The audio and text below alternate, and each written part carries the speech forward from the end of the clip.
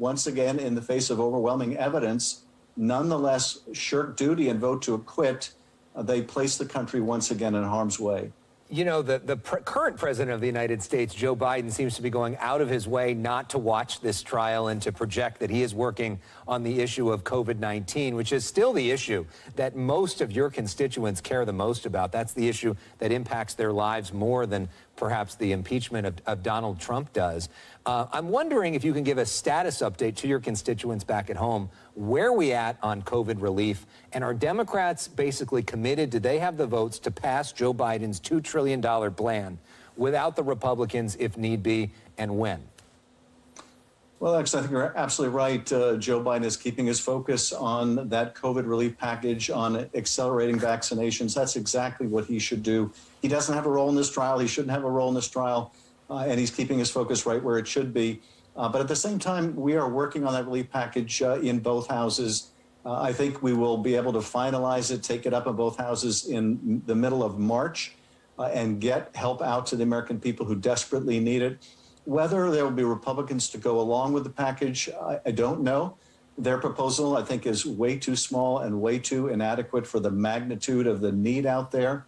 And that doesn't mean that there won't be Republican pieces incorporated into the package. And even so, the larger package has the support of so many Republican governors and mayors who understand the dire predicament of their constituents. So it will be, I think, a package that's supported by Democrats and Republicans, even if that may not be reflected in the vote in the Congress. So most of the people watching this right now should expect a $1,400 check sometime at the end of March. Is that what you're saying?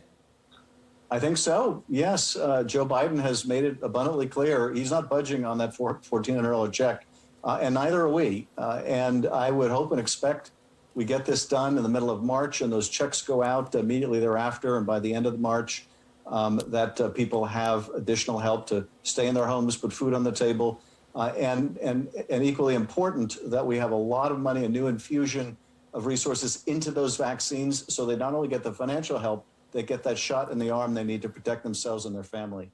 And we were listening there to Representative Adam Schiff in the interview with our sister station Fox 11 in Los Angeles. Welcome everyone here to News Now from Fox. We do welcome all our new viewers from around the country and around the world here that are waiting for day 2 of this impeachment trial. A historic moment there as former President Donald J. Trump entering his second day of this trial. And right now it'll be really the meat and bones of this trial, because we're getting into opening statements just moments away. And of course, we will be bringing that to you in its entirety right here on News Now from Fox. You're taking a live look at the Senate floor, moments away from House managers to do their opening statement, and then we will have the Republicans as well.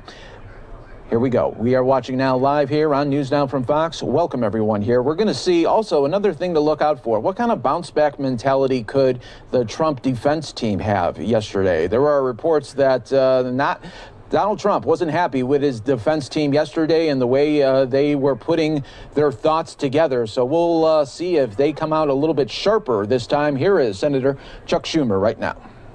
No motions were filed this morning. So we'll proceed to the House manager's presentation. We anticipate 2 10-minute breaks and a 45-minute dinner break around 6 p.m. In pursuant to the provisions of Senate Resolution 47, the managers for the House of Representatives have 16 hours to make the presentation of the case.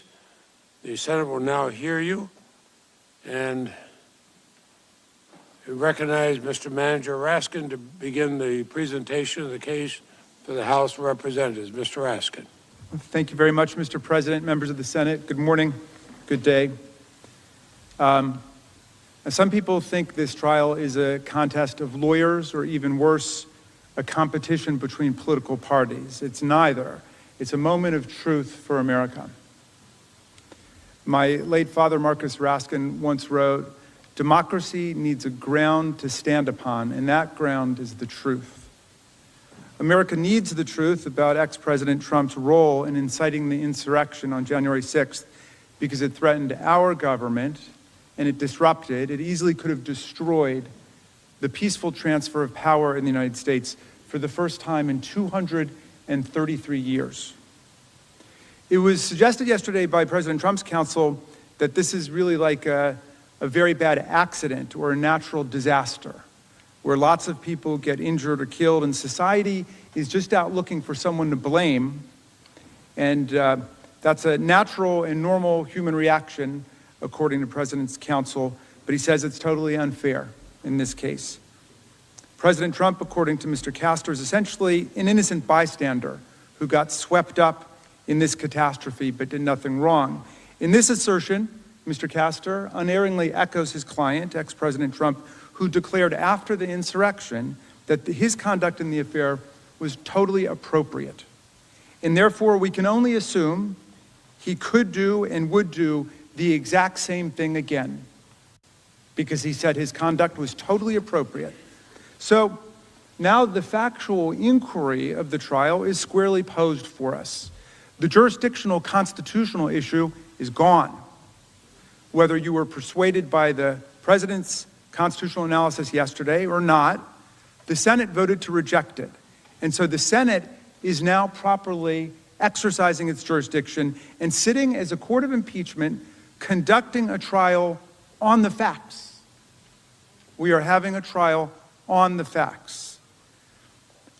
The House says ex-President Donald Trump incited a violent insurrection against Congress and the Constitution and the people. The president's lawyers and the president say his conduct was totally appropriate, and he's essentially an innocent victim of circumstances, like the other innocent victims that we'll see getting caught up in all of the violence and chaos over the next several days. The evidence will be for you to see and hear and digest. The evidence will show you that ex-President Trump was no innocent bystander. The evidence will show that he clearly incited the January 6th insurrection. It will show that Donald Trump surrendered his role as commander-in-chief and became the inciter-in-chief of a dangerous insurrection. And this was, as one of our colleagues put it so cogently on January 6th itself, the greatest betrayal of the presidential oath in the history of the United States. The evidence will show you that he saw it coming and was not remotely surprised by the violence. And when the violence inexorably and inevitably came as predicted and overran this body and the House of Representatives with chaos, we will show you that he completely abdicated his duty as commander-in-chief to stop the violence and protect the government and protect our officers and protect our people. He violated his oath of office to preserve, protect, and defend the Constitution, the government, and the people of the United States. The evidence will show you that he assembled, inflamed, and incited his followers to descend upon the Capitol to stop the steal, to block Vice President Pence and Congress from finalizing his opponent's election victory over him. It will show that he had been warned that these followers were prepared for a violent attack, targeting us at the Capitol through media reports, law enforcement reports, and even arrests. In short, we will prove that the impeached president was no innocent bystander, whose conduct was totally appropriate and should be a standard for future presidents, but that he incited this attack and he saw it coming.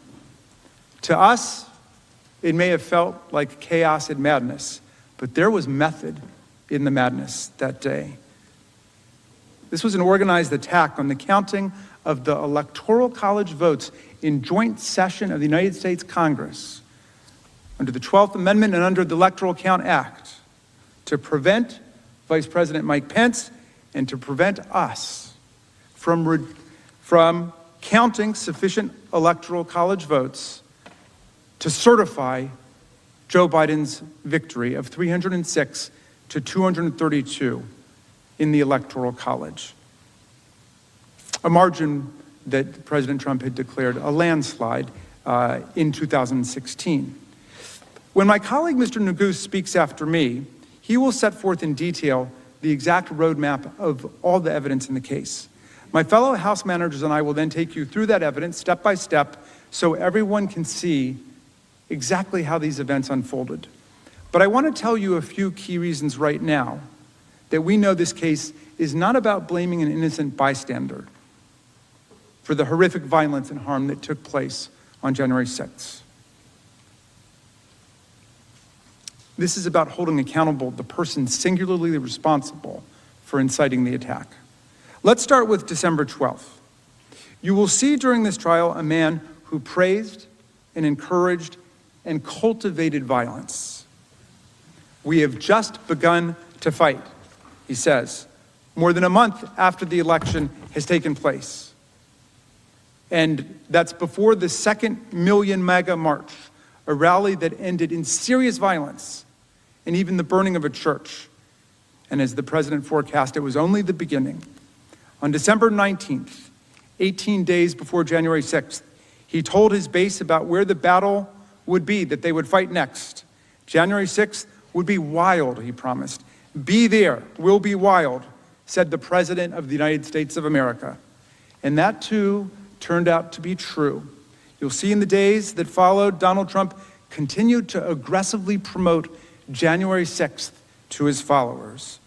The event was scheduled at the precise time that Congress would be meeting in joint session to count the Electoral College votes and to finalize the 2020 presidential election. In fact, in the days leading up to the attack, you'll learn that there were countless social media posts, news stories, and most importantly, credible reports from the FBI and Capitol Police that the thousands gathering for the President's Save America March were violent, organized with weapons, and were targeting the Capitol. This mob got organized so openly because, as they would later scream in these halls, and as they posted on forums before the attack, they were sent here by the President. They were invited here by the President of the United States of America. And when they showed up, knowing of these reports that the crowd was angry and it was armed, here's what Donald Trump told them. President Trump whipped the crowd into a frenzy, exhorting followers, if you don't fight like hell, you're not going to have a country anymore. And then he aimed straight at the Capitol, declaring, you'll never take back our country with weakness. You have to show strength, and you have to be strong. He told them to fight like hell, and they brought us hell on that day. Incited by President Trump, his mob attacked the Capitol. This assault unfolded live on television before a horrified nation. According to those around him at the time, this is how President Trump reportedly responded to the attack that we saw him incite in public. Delight, enthusiasm, confusion as to why others around him weren't as happy as he was. Trump incited the January 6th attack, and when his mob overran and occupied the Senate and attacked the House and assaulted law enforcement, he watched it on TV like a reality show. He reveled in it. And he did nothing to help us as commander-in-chief. Instead, he served as the inciter-in-chief, sending tweets that only further incited the rampaging mob. He made statements lauding and sympathizing with the insurrectionists. Over at 4:17 p.m., over 3 hours after the beginning of the siege, for the very first time he spoke out loud, not on Twitter, spoke out loud to the American people. Here's what he said. I know your pain. I know you're hurt. So you might be saying, all right, the president is going to console us now. He's going to reassure America. He knows our pain. He knows we're hurt. We've just seen these horrific images of officers being impaled and smashed over the head. We've just been under attack for 3 hours. But here's what he actually goes on to say. I know your pain. I know you're hurt. We had an election that was stolen from us. It was a landslide election, and everyone knows it, especially the other side. So you think he's about to decry the mayhem and violence, the unprecedented spectacle of this mob attack on the U.S. Capitol, but he's still promoting the big lie that was responsible for inflaming and inciting the mob in the first place. If anyone ever had a doubt as to his focus that day, it was not to defend us, it was not to console us, it was to praise and sympathize and commiserate with the rampaging mob.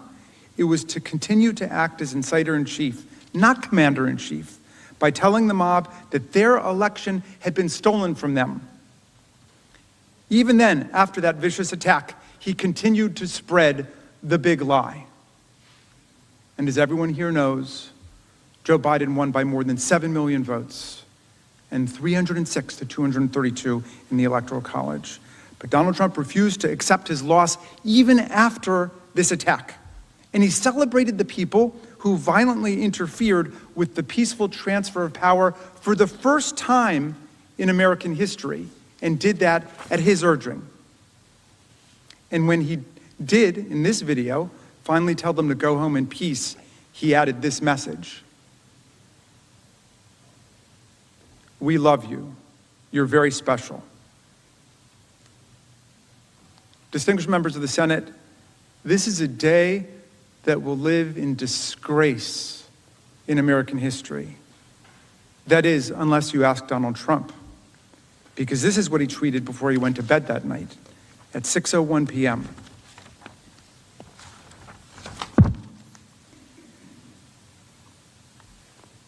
Not consoling the nation, not reassuring everyone that the government was secure, not a single word that entire day condemning the violent insurrection. That's what he says. "These are the things and events that happen when a sacred landslide election victory is so unceremoniously and viciously stripped away from great patriots who have been badly and unfairly treated for so long. Go home with love and in peace. Remember this day forever." These are the things and events that happen when a sacred landslide election victory is so unceremoniously and viciously stripped away from great patriots. In other words, this was all perfectly natural and foreseeable to Donald Trump. At the beginning of the day, he told you it was coming. At the end of the day, he basically says, "I told you this would happen." And then he adds, "Remember this day forever." But not as a day of disgrace, a day of horror and trauma, as the rest of us remember it, but as a day of celebration, a day of commemoration. And if we let it be, it will be a day of continuation, a call to action, and a rallying cry for the next rounds of insurrectionary justice, because all of this was totally appropriate. Senators, the stakes of this trial could not be more serious.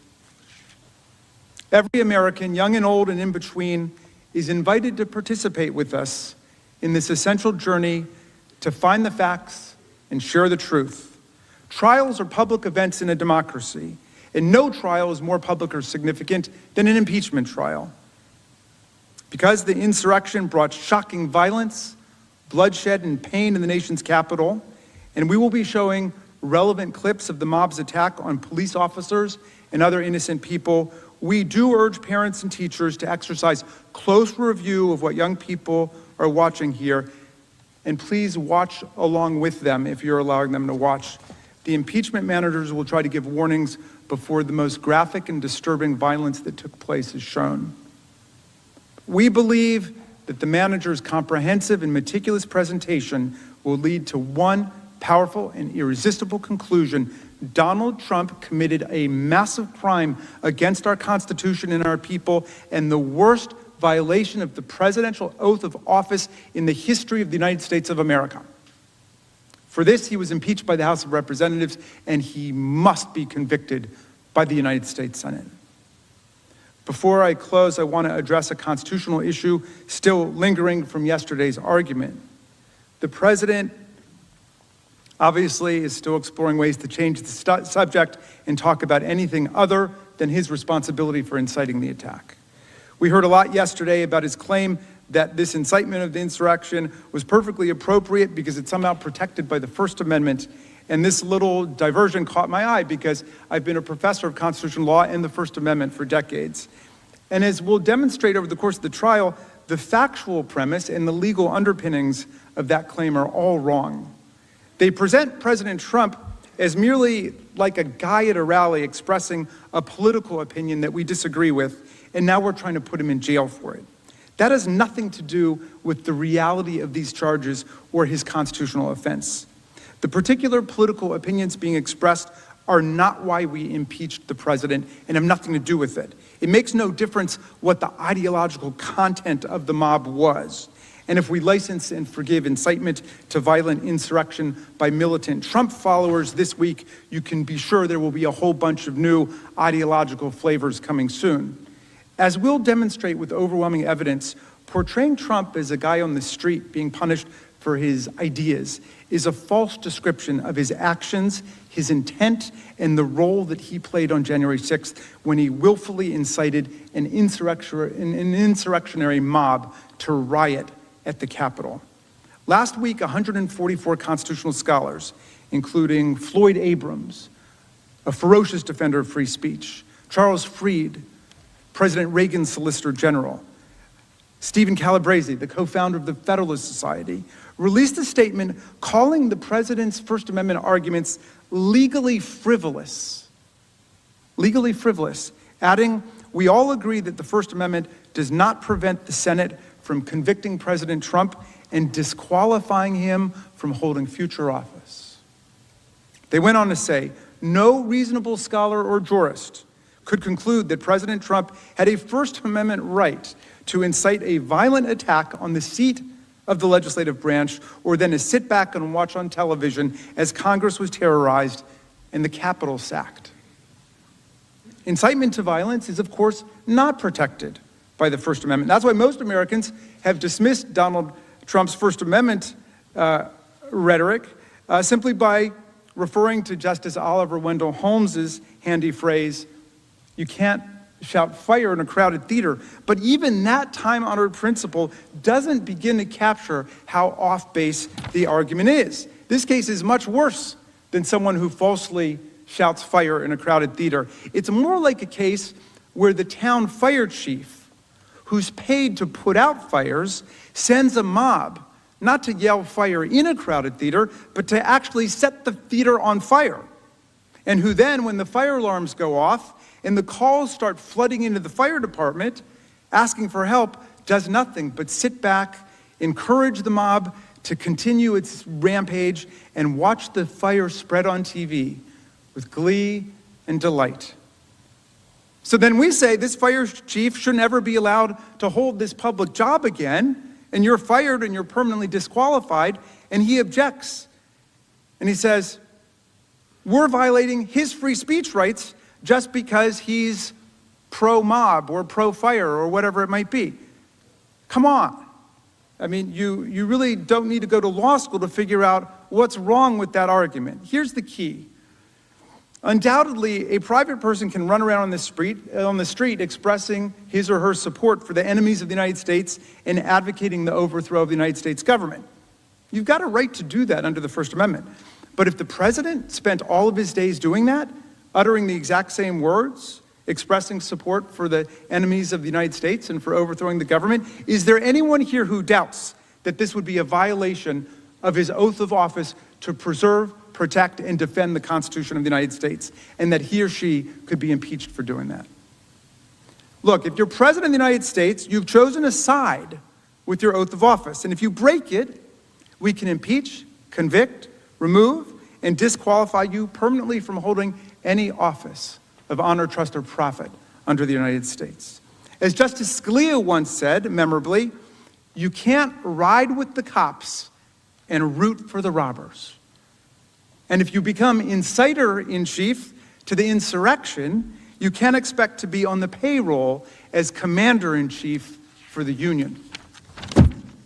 Trump was the president of the United States, and he'd sworn to preserve, protect, and defend the Constitution. He had an affirmative, binding duty, one that set him apart from everyone else in the country, to take care that the laws be faithfully executed, including all the laws against assaulting federal officers, destroying federal property, violently threatening members of Congress and the Vice President, interfering with federal elections, and dozens of other federal laws that are well known to all of you.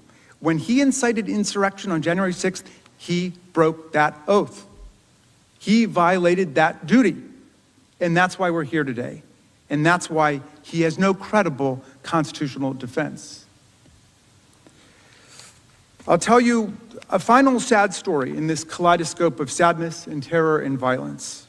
One of our Capitol officers who defended us that day was a longtime veteran of our force, a brave and honorable public servant who spent several hours battling the mob as part of one of those blue lines defending the Capitol in our democracy. For several hours straight, as the marauders punched and kicked and mauled and spit upon and hit officers with baseball bats and fire extinguishers, cursed the cops, and stormed our Capitol, he defended us, and he lived every minute of his oath of office. And afterwards, overwhelmed by emotion, he broke down in the rotunda. And he cried for 15 minutes. And he shouted out, "I got called an N-word 15 times today." And then he recorded, "I sat down with one of my buddies, another black guy, and tears just started streaming down my face. And I said, 'What the F, man? Is this America?'" That's the question before all of you in this trial. Is this America? Can our country and our democracy ever be the same if we don't hold accountable the person responsible for inciting the violent attack against our country, our Capitol, and our democracy, and all of those who serve us so faithfully and honorably? Is this America?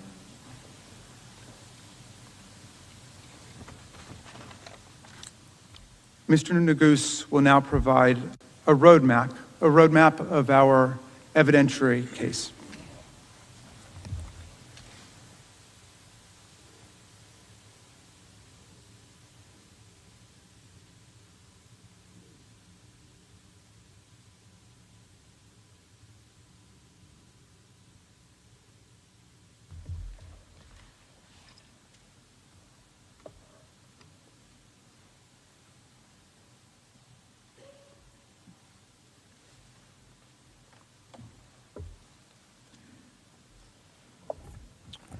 Mr. President, distinguished senators, counsel, like several of you, I am a child of immigrants. And as a son of immigrants, I believe firmly in my heart that the United States is the greatest republic that this world has ever known.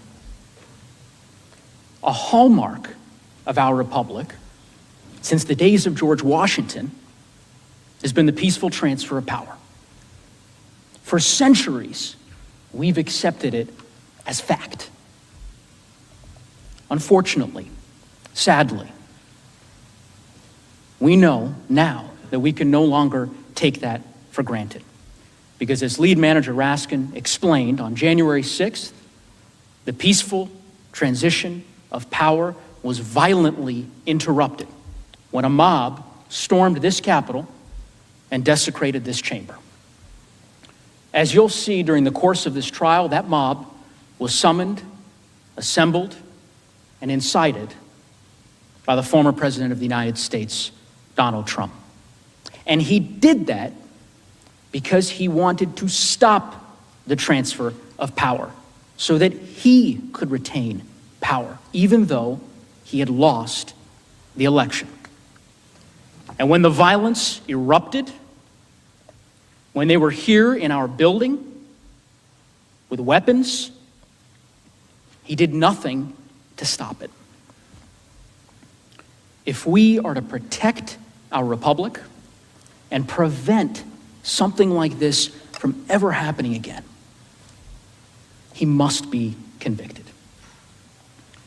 Now, I want to be very clear about what we will show you during the course of this trial. As my fellow managers present our case to you today, tonight, tomorrow, it'll be helpful to think about President Trump's incitement of insurrection in three distinct parts: the attack, the provocation, the attack, and the harm.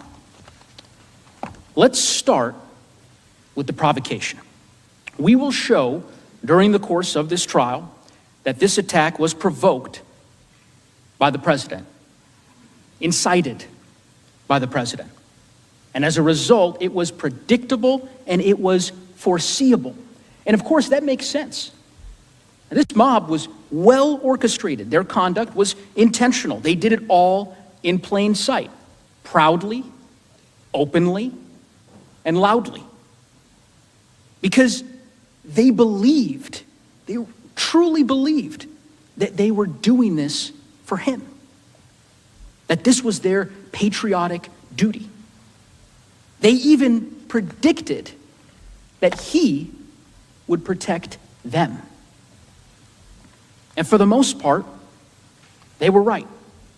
In his unique role as commander-in-chief of our country, and as the one person that the mob was listening to and following orders from, he had the power to stop it. And he didn't. Now, some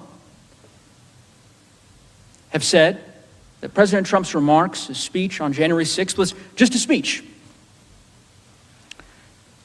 Well, let me ask you this. When in our history has a speech led thousands of people to storm our nation's capital with weapons, to scale the walls, break windows, kill a Capitol police officer?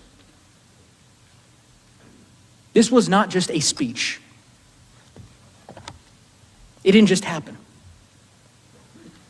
And as you evaluate the facts that we present to you, it will become clear exactly where that mob came from.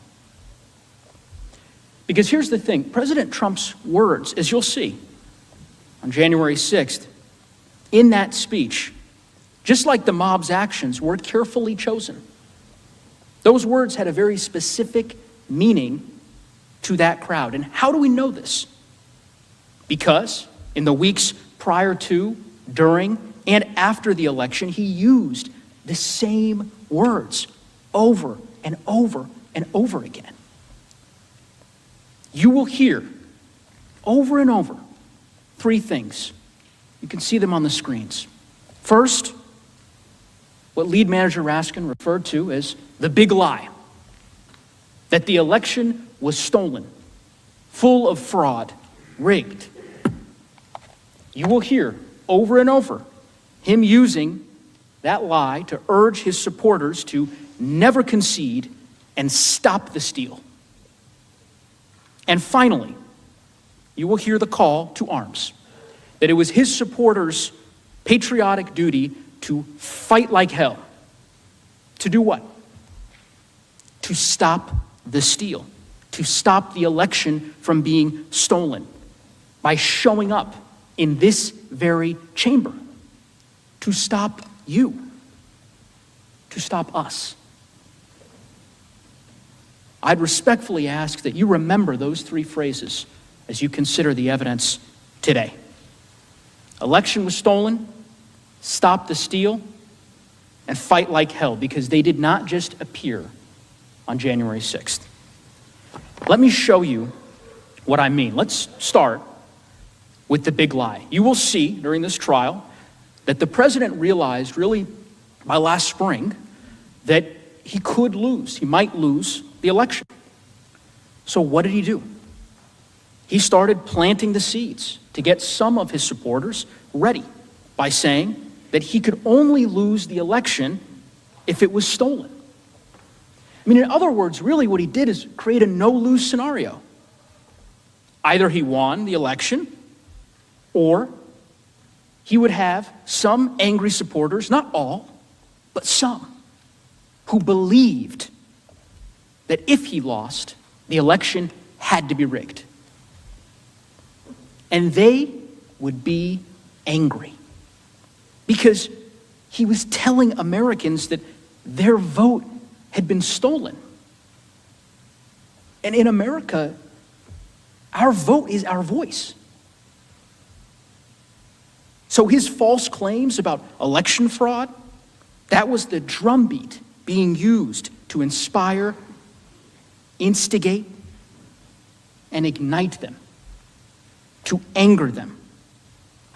Watch this clip.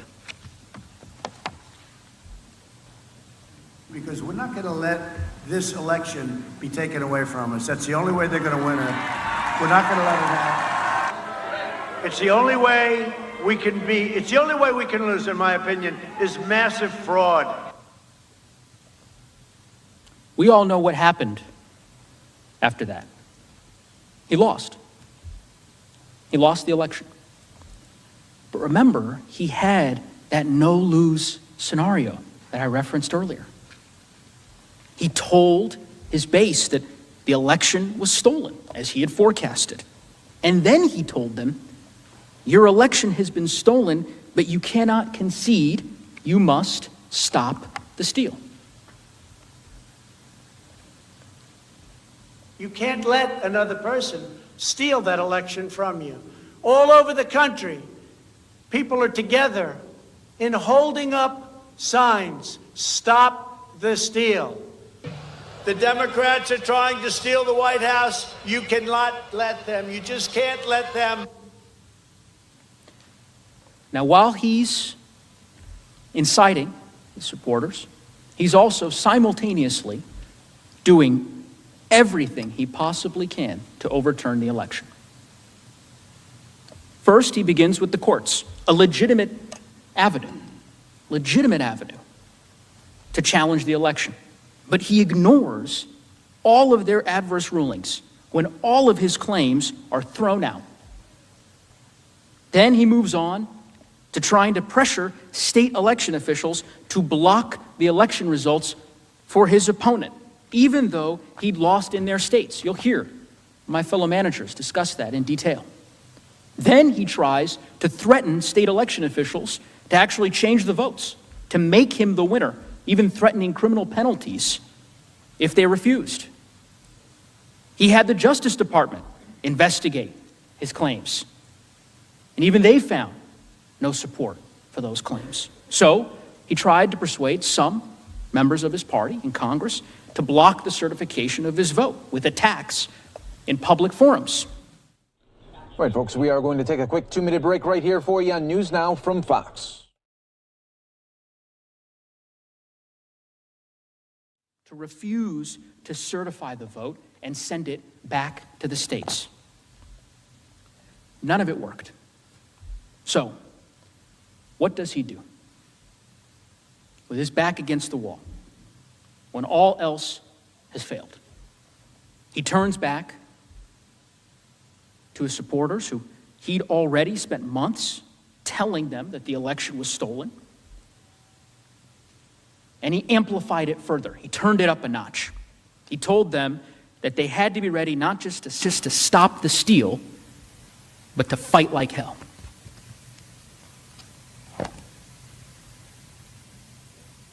We're in a fight for the survival of our nation, and we are going to keep on fighting.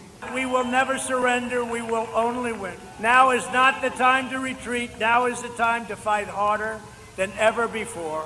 We have to go all the way. We're going to fight like hell, I'll tell you right now. We will not bend. We will not break. We will not yield. We will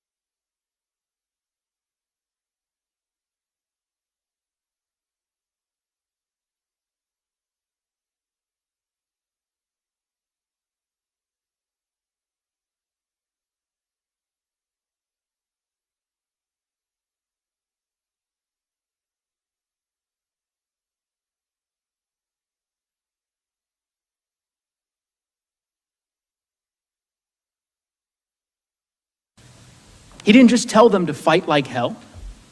He told them how, where, and when. He made sure they had advance notice, 18 days advance notice. He sent his save the date for January 6th. He told them to march to the Capitol and fight like hell. On January 6th, as Lead Manager Raskin said, the exact same day that we were certifying the election results. What time was that rally scheduled for? The exact same time that this chamber was certifying the election results in joint session. When did he conclude his speech? Literally moments before Speaker Pelosi had gavelled us into session. Many of us were in the House during that joint session of Congress. I was sitting 2 rows behind Leader Schumer and Leader McConnell. I remember it vividly. And as we were standing there, fulfilling our solemn oath to the Constitution, the president was finishing his speech just a couple of miles away. How did he conclude that infamous speech? With a final call to action. He told them to march down Pennsylvania Avenue, to come here, that it was their patriotic duty because the election had been stolen. And when they heard his speech, they understood his words and what they meant because they had heard it before. Let's take just a minute and really look at his words on January 6th as he spoke at the Save America rally. Now, remember, I told you, you'd hear 3 phrases: the election was stolen, stop the steal, and fight like hell. Let's start with that first phrase.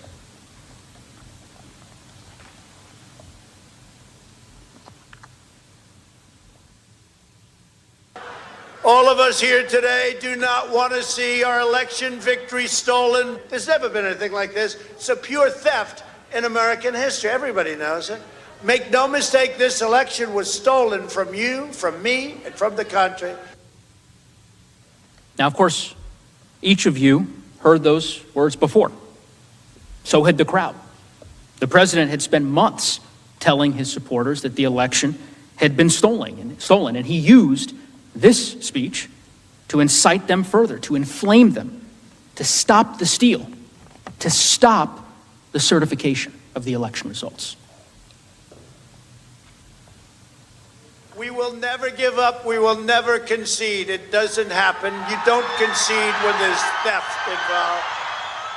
And to use a favorite term that all of you people really came up with, we will stop the steal. We must stop the steal. Finally, the president used this speech as a call to arms. It was not rhetorical. Some of his supporters had been primed for this over many months. As you'll learn, days before this speech, as lead manager Raskin noted, there were vast reports across all major media outlets that thousands of people would be armed, that they'd be violent. You'll learn that Capitol Police and the FBI reported in the days leading up to the attack that thousands in the crowd would be targeting the Capitol specifically, that they had arrested people with guns the night before the attack on weapons charges. And this is what our commander-in-chief said to the crowd in the face of those warnings right before they came here. We will not let them silence your voices. We're not going to let it happen. Not going to let it happen.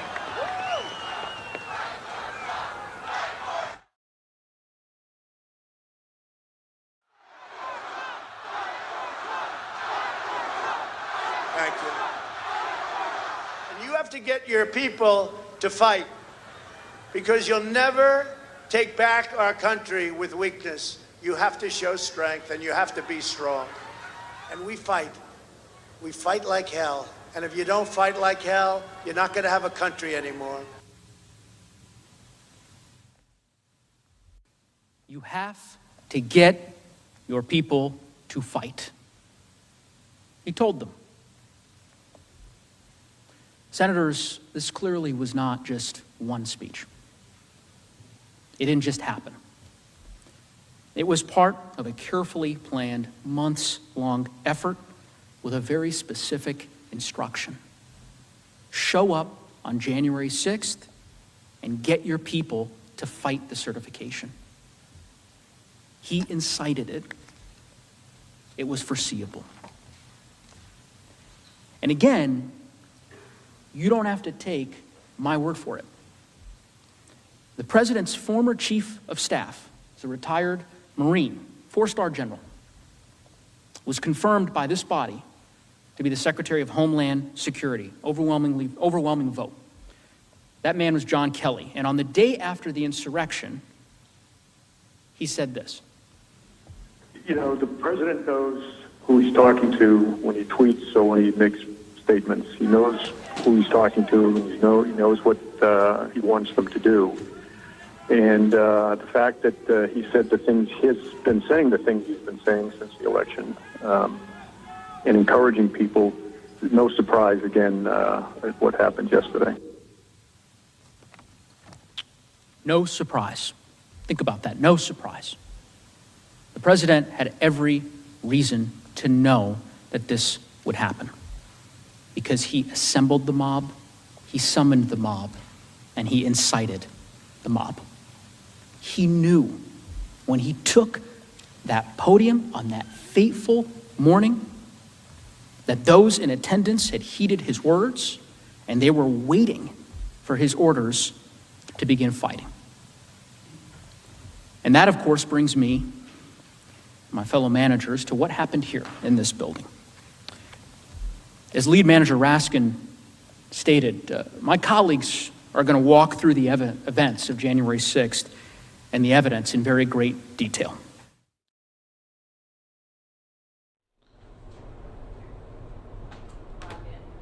All right, folks, those of you that continue to watch with us, we do appreciate you joining us here today on News Now from Fox. We are also on TV as well during this live hearing. So because we are on TV, we can't show any graphic images or audio. So we have to be mindful of that during this process here. So what I'll do is just monitor it for you. And once these videos are out of the way and the language is out of the way as well, we can go back to that. But in the meantime, let's show you Governor Andrew Cuomo giving an update here while we wait for that video to expire. About it, and I hope you do too. Thank you.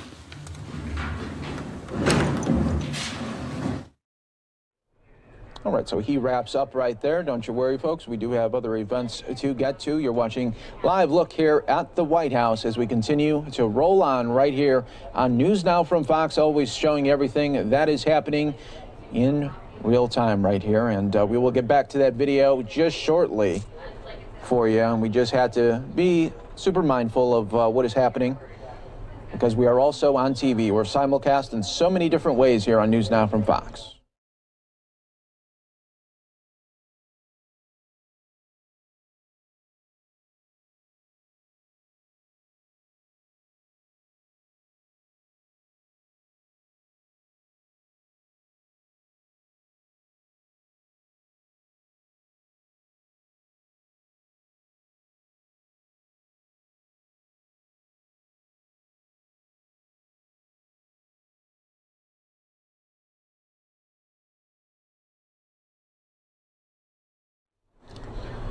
Welcome back to our viewers from around the country and around the world. Live look right now at the White House. We're going to get you back actually out to that hearing in just a little bit right now because we are on TV as well. We're News Now from Fox, simulcast in so many ways. We're not only digital, also on TV in some select markets. So we can obviously not show some of the graphic videos and audio that is from the Capitol January 6th. So right now, in that impeachment hearing, they are just showing some of the videos that took place back on January 6th. We'll wait for those to end, and then we'll get you back out there when we can. In the meantime, everybody, let's go out to a White House news briefing in just a moment.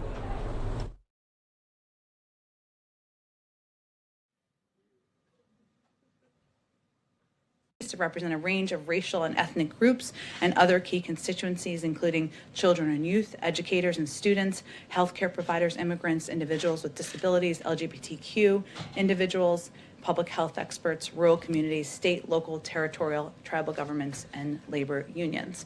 This board is charged with issuing a range of recommendations to help inform the COVID-19 response and recovery, including equitable allocation of resources, and of course it will be chaired by Dr. Marcela Nunez-Smith. Finally, someone in here, I think it was your colleague from the AP, asked couple days ago, I should say, about the president getting COVID tested, and I just wanted to provide an update that the president's last COVID test was last Thursday. It was negative. We will venture to ensure we are providing that information to you as it comes out moving forward, or as he is tested. But just so everybody has a full assessment of why, or the timeline. 95%, there's 95% protection from the vaccine, but it's not 100% protection. So the president's doctor believes it is reasonable and prudent to randomly test the president every 2 weeks as surveillance, and we'll keep you all updated. But that's kind of while there isn't CDC guidelines, that's his recommendation. That is it. Let's go to you. Go ahead. Well, thank you, Jen, for the follow-up there. On two topics, first being impeachment. The president has said consistently that he will not be watching the trial. He said so again yesterday. But yesterday, the House impeachment managers unveiled videos of the Capitol riot that clearly was very moving to a lot of people. It resonated to a lot of people, including those in that chamber. Is the president really not going to participate at all in this historic experience, this national moment? Does he have nothing he wants to add to those who may have been impacted by what they saw yesterday as part of this trial? Well, it may seem like some time ago, but the president has spoken repeatedly to the events of January 6th. On January 6th, he called the insurrection at the Capitol an unprecedented assault on our democracy, bordering on sedition. He said it was unlike anything we've seen in modern times. Again, when the House voted on January 13th, following that vote, he called the events of January 6th an armed insurrection against the United States of America that was carried out by political extremists and domestic terrorists who were incited to this violence by President Trump. He has certainly not been silent, and he won't be silent on, of course, his concerns about hate rhetoric and speech and the impact that has in society. And he hasn't been silent on the actions of the former president. On another matter, the CDC today announced that they find that they have a study that showed that 2 masks are significantly better than 1 in slowing the spread of coronavirus. Will the White House champion the position that Americans should be wearing 2 masks, and is that a behavior that will be modeled perhaps by White House staff? Well, I've learned a lot about this myself, the issue of studies versus recommendations, or specific guidelines, I should say. So this was a study which was a reflection of the importance of well-fitting masks, something that many of our health and medical experts have talked about. It doesn't actually issue definitive guidance on 1 mask versus 2 masks. Obviously, if that's something they were to issue as official guidance, we listen to our health and medical experts. But the study does show that if a person has a loose-fitting mask, that they should consider options to improve that fit. And this includes nose wire, knotting the earlobes on your mask, wearing a cloth mask over a medical procedure or disposable mask, something we do here quite a bit. So the bottom line of that study is actually to improve the fit of the mask, and a second mask is one of several options to be able to do that. All right, folks, we are going to be taking another quick 2-minute break here on News Now from Fox. Addresses, so Americans will have their own high-quality mask when there's often confusion as to what kind should be worn, what offers more protection. Sure. Well, one, the president uses every opportunity he has, as he did at the Super Bowl, not that he was there, but in the PSA, to make clear to the American people the safety of wearing masks, the impact of wearing masks. He said that it would save 50,000 lives, more than 50,000 lives, if Americans wore them for 100 days. There are a range of options under consideration on to how to ensure that people who need masks the most, people who need this type of protection the most, receive it, but no final decision has been made. Go ahead. The president's remarks at 1 o'clock on Burma, could you give us a little flavor of what he's going to say? Is he going to announce sanctions? I've been here long. We're having such fun together. I don't think you want me to get fired on week 3 of my time here as the press secretary. He will have more to say about actions being taken by the United States in response to the coup in Burma. Just to follow up, he's called for the military coup leaders to stand down. Is there any indication that they are doing that yet? I don't have a specific update on the actions of the military leaders. Obviously, this is an issue that we are following closely from here, from the State Department, from our entire national security team. As we've noted in here previously, but it's worth repeating, we are also in consultation and close coordination with our partners and allies, and steps that can be taken, pressure that can be made. There's been a statement from the UN Security Council, which is a significant act, as you well know. So I don't have an update on the actions on the ground, but clearly this is on the president's mind, this issue, and it's essential that we lead here from the United States. Just a second topic. Has the president abandoned a plan to force the sale of TikTok's American operations to a group that would include Oracle and Walmart? I know there was some reporting on it this morning. I think that you're referencing, I believe, Wall Street Journal. It's not accurate to suggest that there is a new proactive step by the Biden White House. It looks like there was a conflation of two ongoing processes, one that's through the courts and one that is through the CFIUS process that goes through the Department of Treasury. There is a rigorous CFIUS process that is ongoing. I'm not going, of course, not that you're expecting me to, set a precedent of commenting on those reviews and process, but would just stress that they are distinct processes. I will note, broadly speaking, that we are comprehensively evaluating, as we've talked about in here, the risks U.S. data, including from TikTok, the risks to U.S. data, I should say, including from TikTok, and we'll address them in a decisive and effective fashion. But if we have news to announce, we will announce it. So I wouldn't take it as a new step. Lastly, is there a timetable for this review? I don't have a timetable for you. Again, it's a broad review that's expanded beyond TikTok, of course, from here. And I think what I was referencing in the beginning is the fact that there are ongoing processes through the courts, which we'd certainly send you to DOJ and others. But there's also an ongoing CFIUS review that's happening at the Department of Treasury. Sure. Go ahead, Kristen. Jen, thank you. So President Biden will be speaking at the Pentagon later today. Among the top issues he inherits, of course, Afghanistan. So will he be addressing the situation in Afghanistan? And Republican Senator Lindsey Graham said over the weekend it's his understanding that the troops will not be leaving Afghanistan in May, as was determined under the previous administration. Is that an official decision that President Biden has made? I'm not aware of Senator Graham being a spokesperson for the administration. I will say that I wouldn't expect there to be an update in his remarks today at the Department of Defense on Afghanistan. Of course, this is a topic that is of utmost importance to the president and his national security team, but I don't have an update on force posture, and I wouldn't expect one today. So just to be clear, no official decision on the troop withdrawal that was previously determined under the previous administration. There's no update on a change or update on a status, the status of the force posture. Obviously, that would be something determined in consultation with the Secretary of Defense. So I understand what you're asking. He's going there today, but that's not the focus of his trip. Okay, and if I could just follow up with you. We continue to watch right now the latest on the White House briefing from just a little bit ago. We're going to take another 2-minute break right here for you on News Now from Fox.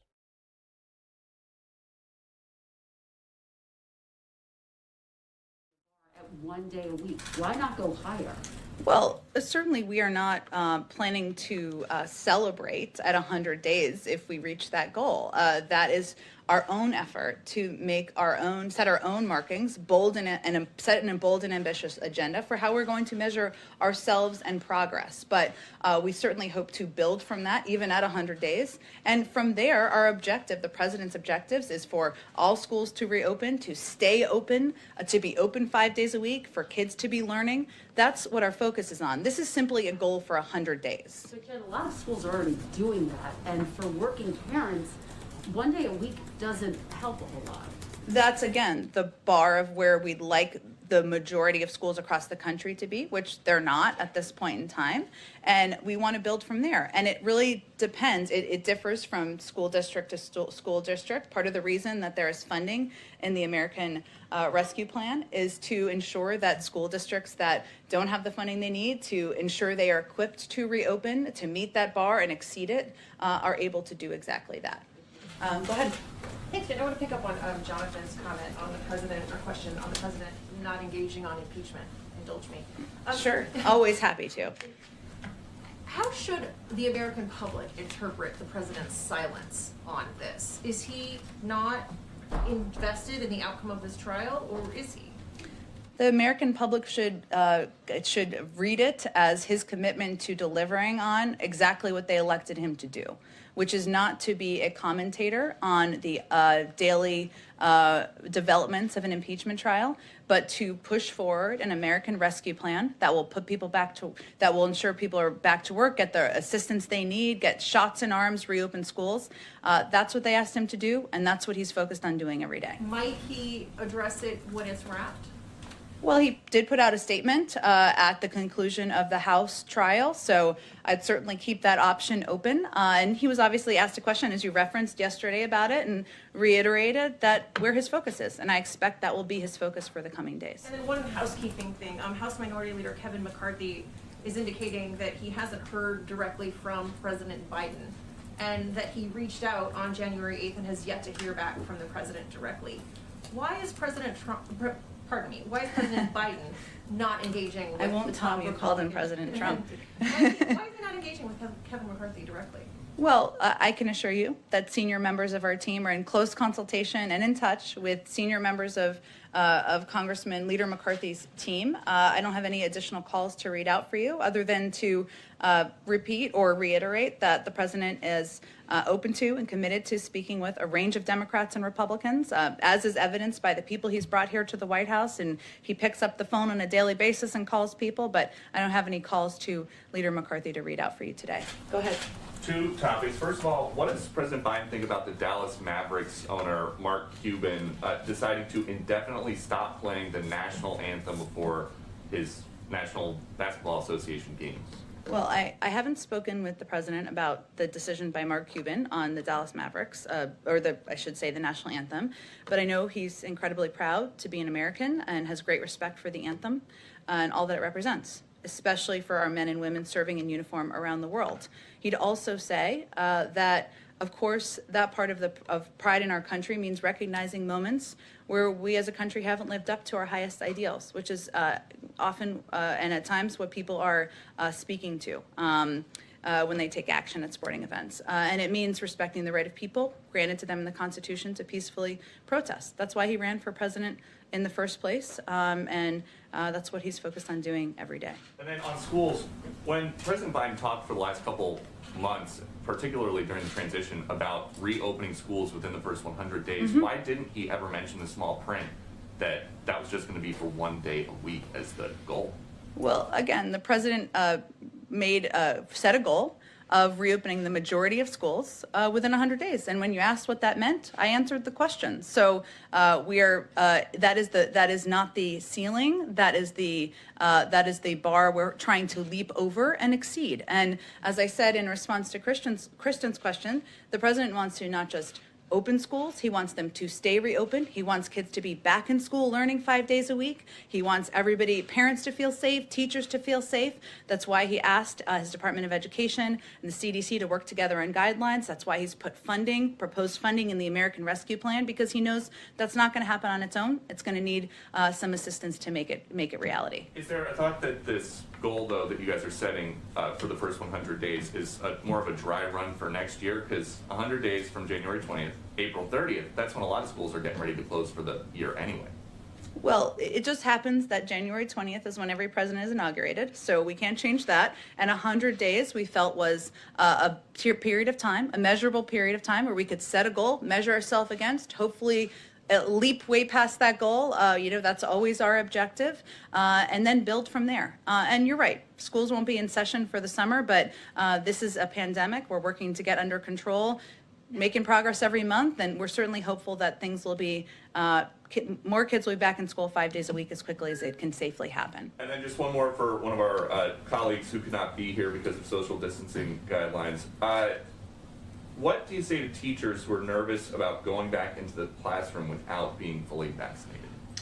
Well, we say to teachers, we want you to be able to go back to school and go back to school safely. And, you know, the president is married to a teacher, Dr. Biden. He's known many thousands of teachers throughout his career. He listens to them. We all engage with a range of groups about their concerns, about what their objectives are. Most teachers will tell you they want to be in the classroom. And they want to be there with their students, especially of younger kids, and do that in-person learning. They want that too. They want to do it safely. We're waiting for the CDC guidelines. Those will be the first guidelines that will be coming from the federal level that will outline recommendations based on health and medical experts. We're waiting for those.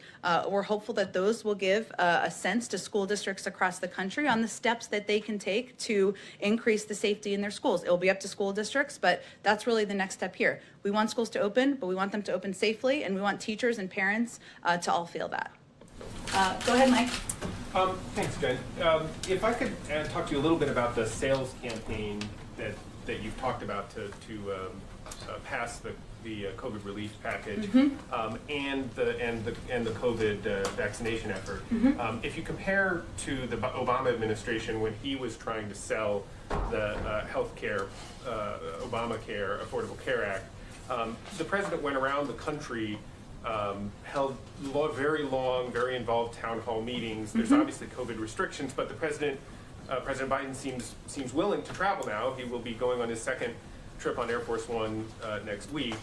And so, you know, why aren't you guys using that opportunity to at least, you know, get out to the American people and sell the plan a little bit more aggressively? And he seems to be just staying here. And then second, on the vaccination, in a sort of related way, you know, once the website was fully up for Obamacare, there was a massive multimedia campaign, TV ads.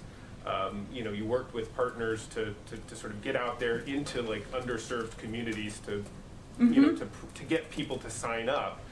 Where is the similar effort to get people vaccinated? There will be a similar effort. We've only been here 3 weeks. It takes some time to get a paid media campaign off the ground. We want to do that in an effective manner. We're not waiting or delaying. We obviously just announced the Equity Task Force today. All of these individuals are experts, represent different parts of the country and different communities in the country who are deeply impacted. We expect to have many of them out there communicating broadly. We've done dozens and dozens and dozens of interviews with senior administration officials, with cabinet officials to communicate about the American Rescue Plan. The president's been out talking about it nearly every day. So we have not held back from using the bully pulpit of the presidency to communicate with the American public. He will be out next week, as you mentioned, and I expect he will be out more in the weeks ahead to communicate effectively and directly with the American public. But a little different from the Affordable Care Act, what we're doing in part, it may be what's the components of what are in the plan, reopening schools, getting vaccines in arms, ensuring that Americans who don't have food have concerns about putting food on the table, have money to get through this period of time, is working. More than 70% of the public in almost every poll supports this package. So we are certainly out there. Everybody's focused on this every day, selling it, and the public seems to like what they're hearing, but our job is not done. We need to get it across the finish line. That's why the president will be traveling and others will be out there even more in the weeks ahead. And on one other topic, the president put forth on the first day a comprehensive immigration proposal, legislation that would wrap a lot of things into one bill. There seems to be support in the advocacy community, immigration advocacy community now for moving ahead with components of that separately, both for Dreamers, perhaps for ag workers. Does the president support splitting that effort up? While essentially while the bigger package is being worked on, does he support going ahead, and would he sign into law if they got passed the smaller pieces, or does he want to put that off and wait for the bigger effort? Well, as you know, Mike, from following this closely, the formal bill has not been proposed yet on Capitol Hill. The president proposed it with three key pieces of it because he felt they were all important, including investing in smart security, providing a pathway to citizenship for 11 million undocumented immigrants, and also addressing the root causes that are causing people to flee their home country, something he worked on even as vice president. So it hasn't even been formally proposed. I think we're going to wait for that to happen before there's, readouts or our engagement on what is looking like it's going to happen on Capitol Hill. But we'll see what happens. Go ahead. Two questions, please. In India, Twitter has shut down hundreds of accounts from people who criticize the government. Is the White House concerned about this crackdown on free speech by the Modi government, and to what extent does this impact the U.S.-India relationship and your administration's Indo-Pacific strategy? I know that my colleagues at the State Department have spoken to this more extensively, and I would certainly point you to them. Of course, we always have concerns about crackdowns on freedom of speech, freedom of expression happening around the world, and when it doesn't allow people to communicate and peacefully protest. But I would point you to the State Department for more specifics. And then the second question is on this chip shortage that has now moved beyond just automakers. A lot of automakers have shut down production. Obviously, they need the chips to come in from Asia. You're planning to do a broad supply chain review, presumably including these chips. What does that mean? Does the White House consider these parts essential? And are you interested at all in creating incentives for chip makers to make them in the U.S.? Because there's a lot of everything basically relies on them. Right, absolutely. The supply chain is essential. This kind of flows into both the economic team and the national security team. Let me talk to them and see if there's any more specifics on our plans for incentivizing production here in the United States. Go ahead. Thanks, Jen. I wanted to ask if you could share more about the trip to Wisconsin. All right, guys, just want to give everyone a heads up. We are going to be going into a 2-minute break. We are still monitoring, of course, the Trump impeachment trial that is happening in the Senate. As soon as we're able to get back into that, of course, we'll be bringing it to you here on NewsNOW from Fox. Just wanted to let everyone know because of some of our restrictions on some of the platforms. Sure, and the specifics are still coming together, but I'll tell you what's knowable at this point in time. So again, the president is going to Wisconsin. Obviously, it's a state where many people have been impacted by COVID, and many people have been impacted by the economic downturn. And he always enjoys traveling and engaging directly with people. So while he's there, he'll do a town hall, and that's an opportunity to hear directly from people about how the dual crises are impacting them. In terms of other events and stops he'll do while he's there, the schedule is still kind of coming together and being finalized. On Myanmar, Burma. In Burma, the economy is really weak. It's shrinking. There's COVID. I mean, the question I have is would sanctions beyond sanctioning the generals really help in any way? Help in terms of change the behavior? Correct. Well, or just hurt regular people in the country. Well, we'll wait for the president to actually announce the specific details, which I know will happen more later this afternoon. But part of our effort is not just unilateral action from the United States, but also working with our partners and allies, including in the region, to determine the right ways to put pressure on and have engagement. As I noted earlier, there was obviously the statement from the UN Security Council, permanent members. There is ongoing discussions and talks with our partners and allies in Asia and Europe. And there's certainly a recognition that this will need to be a coordinated effort.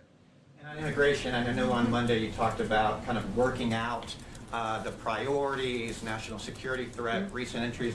There's more reports of growing number of people arriving on the border.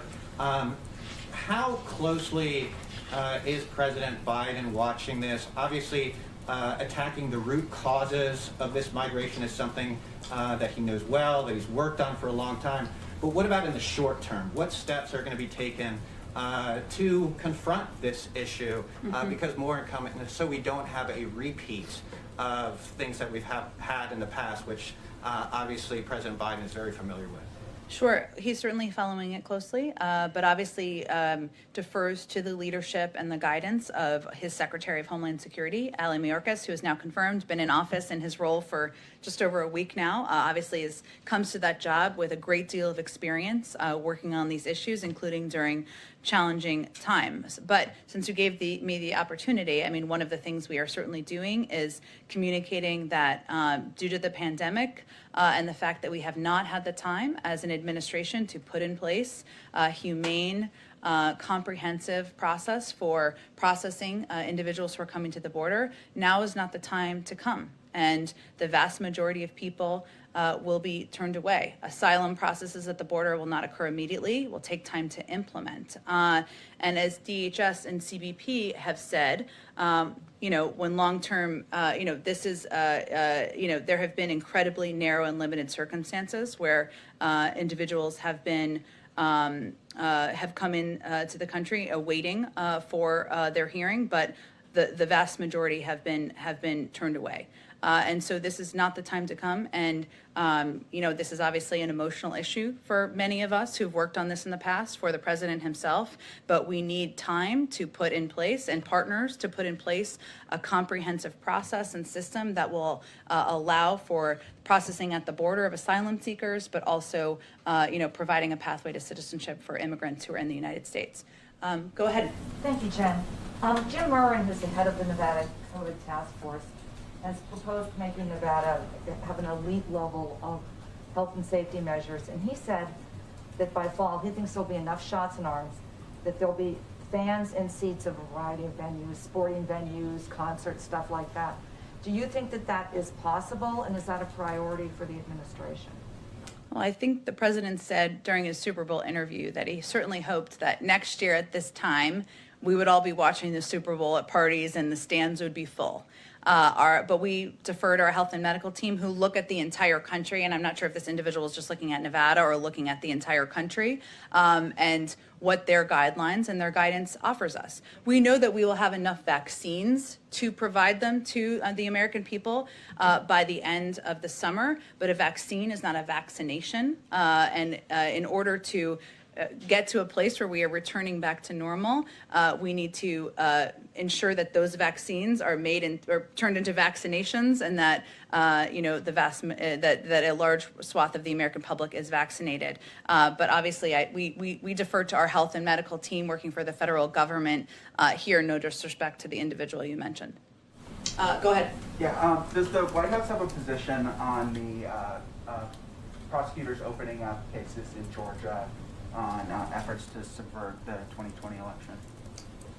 I have not followed this closely. I would likely send you to the Department of Justice for any comment on it. And on the HHS secretary designate, there are plans on the part of Republicans to paint him as taking actions and supporting actions in California that have been punitive to people there, that the state has been overly aggressive. What is your position on that, with as far as it goes with Becerra? Tell me a little bit more about your question. What is your response to the idea that he has stepped in and taken actions in California that have been overly aggressive, and that he should bear some blame for the problems that the state is having with COVID? Well, first, I would say that the president nominated Attorney General Becerra because he felt he was exactly the right person to lead the Department of Health and Human Services at this time, and that his work on a range of issues, including in working to pass the Affordable Care Act, including his defense of the Affordable Care Act on a number of cases in California, were certainly part of that decision. And frankly, it is disappointing that Congress, the Senate, is delaying any further in confirming his nomination at a time when thousands of people are dying every day of a pandemic, and people need leadership at the top of an agency that has an important role to play. Go ahead. Thanks, Jen. I want to ask you questions on two fronts here.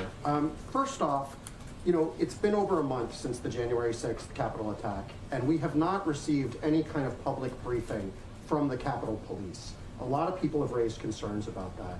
Does President Biden want to see that kind of briefing? And also on a similar note, what does he think about efforts from such as Congressman Jamal Bowman's to establish a congressional investigation or commission into the Capitol attack?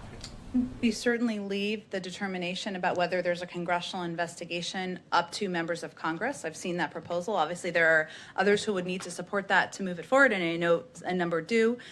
In terms of the timeline of a briefing from the Capitol Police, I would again refer to them on the timeline. We, of course, here in the federal government, there's an ongoing investigation, as you know, out of the Department of Justice, and I defer to them for any reports or updates from their end. A second question. Obviously the president is going to be addressing the coup in Myanmar today. He's, I'm assuming, speaking out against it and taking action there. You and Secretary of State Blinken have talked about how the January 6th attack, makes it, I think, the Secretary of State said, a greater challenge. You said it will take some time for America to gain its status as a beacon of leadership again. As we address this, how important is it to have accountability for the Capitol attack, including potentially impeachment, as we want to, spread democracy abroad? Well, I think what Secretary Blinken and I were both referring to is the fact that in order to project to other countries around the world that there should be a protection of democracy, that there should be freedom of speech, that there should be freedom of expression, we have to conduct ourselves in that manner from here. And the pieces we have control over are what the President of the United States does, what the Secretary of State does, and how we all conduct ourselves from this administration. He has spoken, as I started the briefing talking about, to his views on the horrific events of January 6th and the fact that it was an attack on our democracy here. He made those statements because that's how he felt, and also it's important to make that clear to the public and to the world. But in terms of what steps will be taken from here, we leave that to the Senate. Obviously, we're calling what happened in Myanmar a coup. Do you think that's an accurate description for what happened on January 6th? I'm not going to give any new definitions. There's obviously a process that's ongoing. I'm sure you'll all be watching today as the Senate proceeds with the hearings. I appreciate your creativity, though. Go ahead, in the back. The Iranian-backed Houthi rebels attacked Saudi Arabia today in Abha. The coalition called it a war crime. Does this undermine the president's effort to end the war in Yemen? And are you putting too much faith in the Houthi rebels' intention to get into the negotiation? Well, thank you, Nadia. Let me first say that we condemn the Houthi attack today at the Abha International Airport in Saudi Arabia, a civilian airport. The attack coincides with Special Envoy Lenderking's first trip to the region and his efforts to bring a lasting peace to Yemen that will ease the suffering of the Yemeni people. The Houthis, meanwhile, continually demonstrate a desire to prolong the war by attacking Saudi Arabia, including attacks on citizens. And we will continue our diplomatic outreach and engage with various stakeholders, including members of Congress, humanitarian aid organizations, the UN Special Envoy, and others to bring a negotiated settlement to end the war. As President Biden has said, we are stepping up our diplomacy to end the war, as I he said last week at the State Department, and the main focus of our efforts will continue to be on diplomacy to end the war via the UN-led process, to impose a ceasefire, open humanitarian channels, and restore long-dormant peace talks. We believe that remains the best path forward. Thank you. I have a quick question on Iran. Some reports indicating that you're considering baby steps to get back into the negotiation. Is this on the table? Is this something that administration is considering at the time? Did you say baby steps? I'm sorry, the masks make it hard to hear. The president's focus is on reiterating what he did last weekend, which is that in order to move forward, Iran needs to comply with the outlines of the JCPOA and the agreement that was formed just a few years ago. In terms of any additional steps under consideration, I don't have any update on that. Go ahead. Thanks, Jen. I wanted to ask you about the budget, which I know it's a little early to be thinking about, but it's never too early to talk about the budget. Skinny budget, all sorts of budgets. Can you lay out a timeline for us of when to expect to see the president's first budget? And my second question is does the president plan to cut his proposal or cut defense spending or propose to cut defense spending? As you know, our nominee to lead the OMB just had her hearing yesterday, and hopefully she'll be in place soon. But there were some challenges that came about during the transition in terms of a bit of intransigence from the outgoing administration and lack of cooperation as it related to OMB and the budget process. So we expect there to be a delay in the release of his first budget. I don't have an exact timeline of when that will be, though. Would we see an outline or something? I mean, I know the budget's a thick document, but would you see an outline before that, or what are you thinking? I don't have anything to preview yet for you. I can talk to our friends or connect you directly with our colleagues at OMB and see if there's anything more specific they can preview for you at this point in time. Thank you. Sure. Go ahead in the back. Yes, thank you. All right, guys, just a heads up, some of you are going to be going into another quick 2-minute break.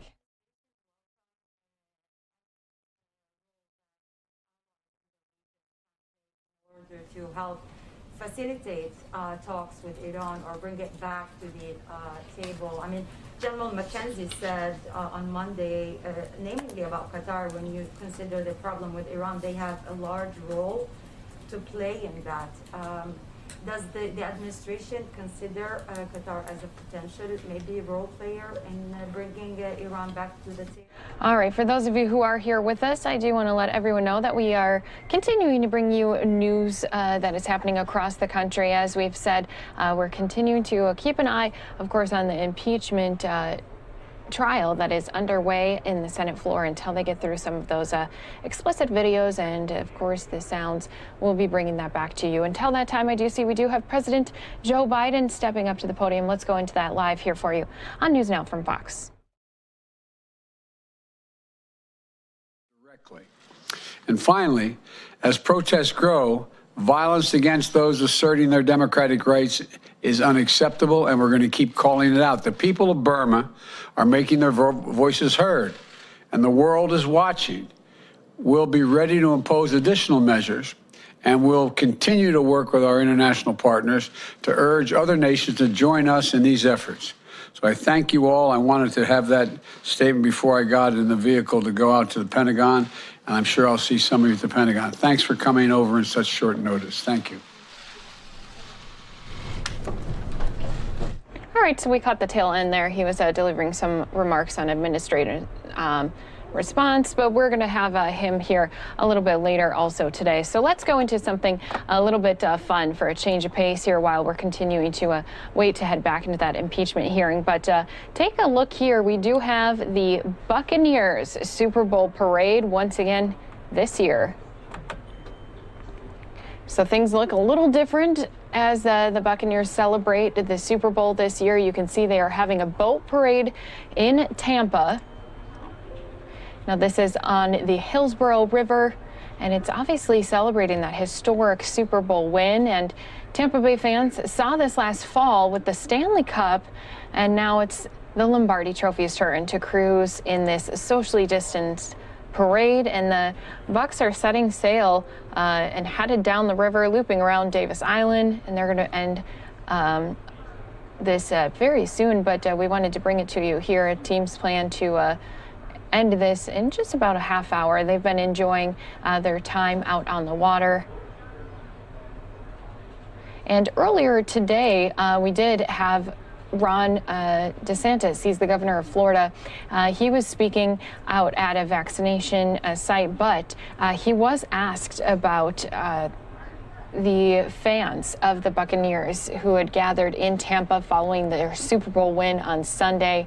And he came to defense for all of those fans. He said during this news conference, he was saying that he was proud of those supporters. A reporter had brought up photos that had went viral this week of the crowd celebrating in the streets after the win. Of course, despite cases of the UK variant continuing to rise in Florida. And he was asked what he would tell those people when he saw the photos, and are they doing enough to help stop the spread? And he said, quote, "You don't care as much if it's a peaceful protest, and then it's fine. You don't care as much if they're celebrating a Biden election. You only care about if it's people you don't like. I'm a Bucs fan. I'm darn proud of what they did Sunday night. And he continued to say that in terms of the UK variant, the COVID-19 vaccines will be effective against it. So just wanted to give you an update on that. If you missed his comments earlier, you can head back onto our page. I always go rewatch them, but just wanted to show everyone this live look of that Super Bowl parade happening, a little bit unique than what we've seen in years past as they float down again the river here in Tampa. So we're going to continue to give you more news and stories that are happening all across the country until we're able to head back into that impeachment coverage. So we do want to go out to more live events that are happening. We're going to head over to New York City. We'll continue to give you this look here down in Tampa, just in case we do spot a few familiar faces. But we are going to head into Mayor Bill de Blasio from New York City, his update on COVID-19. Open street. Sometimes it might be a different kind of location. But all of these approaches are going to help us have a strong recovery and engage people at the community level. So we'll follow up with you on the details, but I really think this is going to be an exciting new element of life in this city as we come back. Go ahead, Gersh. Okay, I'm actually going to ask a different question rather than a follow-up. So last month, the City Council put out a slate of NYPD reforms that included getting the NYPD out of crash investigations, because as you know, the NYPD, well, first of all, the majority of the officers live in the suburbs, and they often see crashes from the driver's perspective. But in addition to that, they actually investigate only a tiny fraction of the number of serious crashes in the city, and their investigations do not inform the Department of Transportation about what the design problem might have been that might have led to the crash. So that's one of the NYPD reforms from the council. Now, I know you may not have read the bill hasn't been heard yet, but you and I have discussed this topic before. So what's your opinion generally on having DOT professionals, rather than law enforcement officials who mostly live in the suburbs, review crashes with an eye towards redesigning safety, the roads for safety? Yeah, I think there's more than one thing going on here. I think we need to figure out the best way to investigate crashes for multiple purposes. There's the criminal justice element of this, which I think is an area you and I have not only talked about a lot, I imagine we agree on a lot. I want to see stronger penalties for people who hurt or kill other people with their automobile. I still think we have farther to go on that front, particularly in state law. I want to see more stringent investigations that lead to consequences. I obviously also want to see that if crash investigations lead to structural change where needed, design change or what else is needed. Those are two different elements. There's a part of that that's law enforcement, it's NYPD. There's a part of that that's DOT. I think we have to get everyone working together. We've got a lot of examples of getting agencies to actually be on the same page and work in common. This is an example where we need to do more and better. When you say, respectfully, when you say, oh, people live in the suburbs and all, I don't accept that. That is, first of all, a very high percentage, almost half of NYPD officers live in New York City. Second of all, I think even if someone drives a car, it does not stop them from understanding how horrible a crash is and how we have to do things better. NYPD has been very devoted to Vision Zero. So my goal is to just do better with crash investigations, but I think NYPD and DOT both have a role to play. Next is Sophia from Gothamist. Hi, Mr. Mayor. How are you? Good, Sophia. How you doing? Good. These 24-hour vaccination sites, it seems difficult to get to them when the subway service hasn't been returned to 24/7 service. And with the weather and the snowstorms and the pandemic and having homeless people shut out of the stations continues to be a concern. When do you think 24/7 subway service should be reinstated? I think it should be reinstated, but not yet. I think right now we're still bringing back the city. Look, my goal is to vaccinate 5 million New Yorkers by June. If I get the supply, we can do it. And there's another example. God bless the federal and state government. If they just give us the supply, we'll take care of it. We can get 5 million people vaccinated by June. That's going to be crucial to the recovery of New York City. I want to get to a point where we have seen how we handle these variants. We are certain about the trajectory we're on, and we see a lot more people vaccinated. And then the day is going to come where it makes sense to go back to 24/7 subway service. I don't get to make the decision. It's the state, obviously, that makes that decision. But I will say I'll be a voice for 24/7 service when we are certain that we've reached the right point, both on a health level and in terms of our recovery. Go ahead, Sophia. Thank you. And then we wanted to ask about with indoor dining returning this week, and then the announcement from the governor that stadiums can reopen.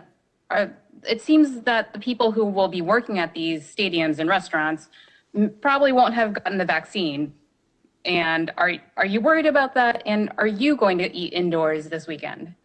I am worried for the folks who work, particularly in restaurants. The arenas, obviously that's more occasional when there are games and a little more space, but the restaurants are more confined spaces. People have their masks off a lot of the times, unlike in the arena where you expect them to have their mask on the vast majority of the time. I'm worried for folks who serve us in restaurants, who we depend on, working people who are struggling to make ends meet and need that job, but we want to keep them safe. And so that's why I definitely fought for them to have the right to be vaccinated. We don't have enough supply to get everyone as quickly as we should. We've just got to get more supply. I will, at some point, be out there with indoor dining. I don't know the exact schedule yet, but what I'll do for sure is when I do it, I'm going to let the media know so you can join me. But my central concern right now is that we educate folks who work in restaurants. We do the kinds of inspections to keep them safe. We keep reminding restaurant owners and ensuring that they're taking the measures to keep everyone safe. And we more and more get folks who work in restaurants vaccinated as well. Next is Ravain from Hamodia. Good afternoon, Mr. Mayor. I would just like to ask you, yesterday, a federal judge threw out the restrictions on houses of worship in red and orange zones, saying they were unconstitutional. So I just wanted to ask if you're going to toss all the fines that you gave houses of worship, and if any houses of worship have paid fines, return the money. It's a fair question. I need to talk to the law department about what we think of that decision and how we're going to proceed, and the state's going to proceed on that. We need houses of worship and everyone to think about health and safety first. And whatever happens in the court system, it doesn't change the fact that we've got to be careful. And the precautions, and a lot of houses of worship did this. The vast majority of houses of worship did this. They limited the number of people, made people wear masks, a lot of smart precautions. We cannot let our guard down, especially with the variants out there. So that's my central concern right now, to keep working with clergy and the faith community to keep people safe. Go ahead. Yeah, well, it appears you're not committing to respecting the court's decision and throwing out the fines, but I do have to move on to a second question. When you released the list of 33 hard-hit neighborhoods that are getting vaccine priority, a couple of elected officials, including Assemblyman Eichenstein, Councilman Yeager, pointed out that their communities were very hard hit, so much so that the governor created these special zones just for these communities, which had a lot of very intense focus for a couple of months with high COVID rates. And they say that if they're not on the list of highest hit communities, either the lockdown was unjustified or they should be on the list. What is your response to that? My response is we want to reach everyone. We want to vaccinate everyone. If you look at where vaccination sites are, and when I met with leaders of the Orthodox Jewish community yesterday, we talked about sites that are right there in communities right now, in Crown Heights, in Flatbush, in the Rockaways, in Williamsburg. The sites are there. We need much more vaccines so we can reach people. When we look at the 33 neighborhoods, they do include a number of key neighborhoods with Orthodox Jewish communities. We want to reach everyone. And I'm particularly concerned about Holocaust survivors who are vulnerable. Obviously, if you're a Holocaust survivor, you're much older. They are vulnerable. They need our help right now. And that's why we're going to be doing this very special focused effort to get as many of them vaccinated as quickly as possible as well. But the goal here is to reach everyone while also recognizing that what we learned, particularly in the worst moments of this crisis in March and April, is some neighborhoods in the city had a particularly horrible experience, lost a huge number of people, and still don't have the healthcare support they need. And we've got to focus as well on getting the vaccine there and overcoming the hesitancy that a lot of those communities feel on top of it. We have time for two more. First, we'll go to Nolan from the Post. Hey, good morning, everybody. It's good afternoon. My apologies. How's that? Nolan, look at the clock, brother. This is what happens when I've only had 6 cups of coffee instead of 7. I want to ask you a couple of questions about the vaccine sign-up. You've promised that the city would take a second effort at making not only the form simpler, but getting the computer systems to talk to each other. The 2 departments doing the city's vaccine efforts have 3 separate computer systems to which New Yorkers need to navigate in order to set up accounts and get their appointments.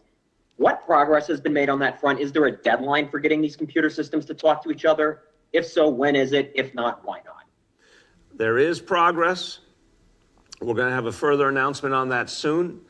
I can't give you the exact day yet, but it will be soon.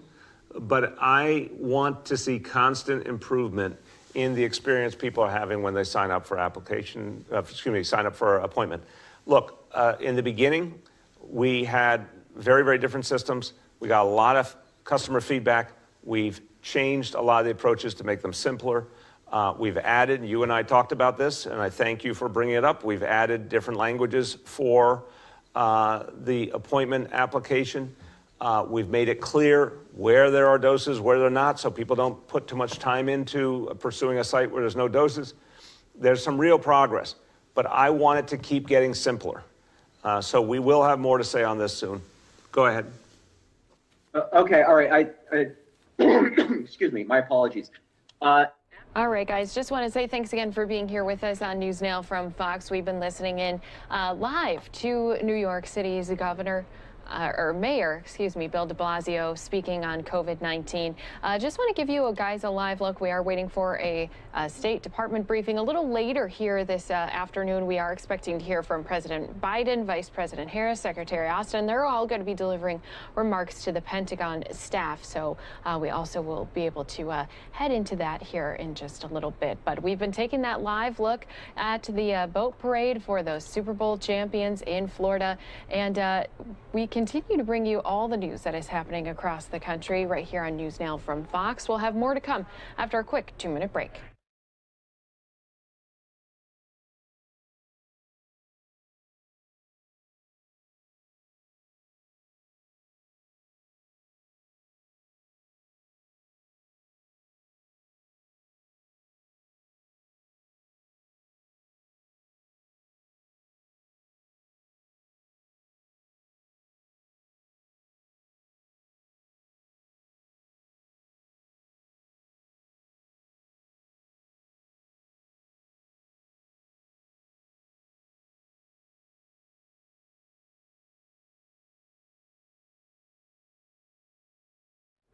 All right, everyone who's not in a commercial break, just want to say thank you for sticking with us here on NewsNOW from Fox. As I mentioned, some of our platforms, we aren't able to play some of the videos and some of those things that they were using in those opening arguments. Senate is on a break right now, and when they return, we will hopefully be bringing that to you here. So in about 20 minutes, we'll be heading back out to that Senate impeachment trial here for you on NewsNOW from Fox. Have an update on this story out of Florida regarding the Capitol riots. I'll be giving that to you here in just a moment.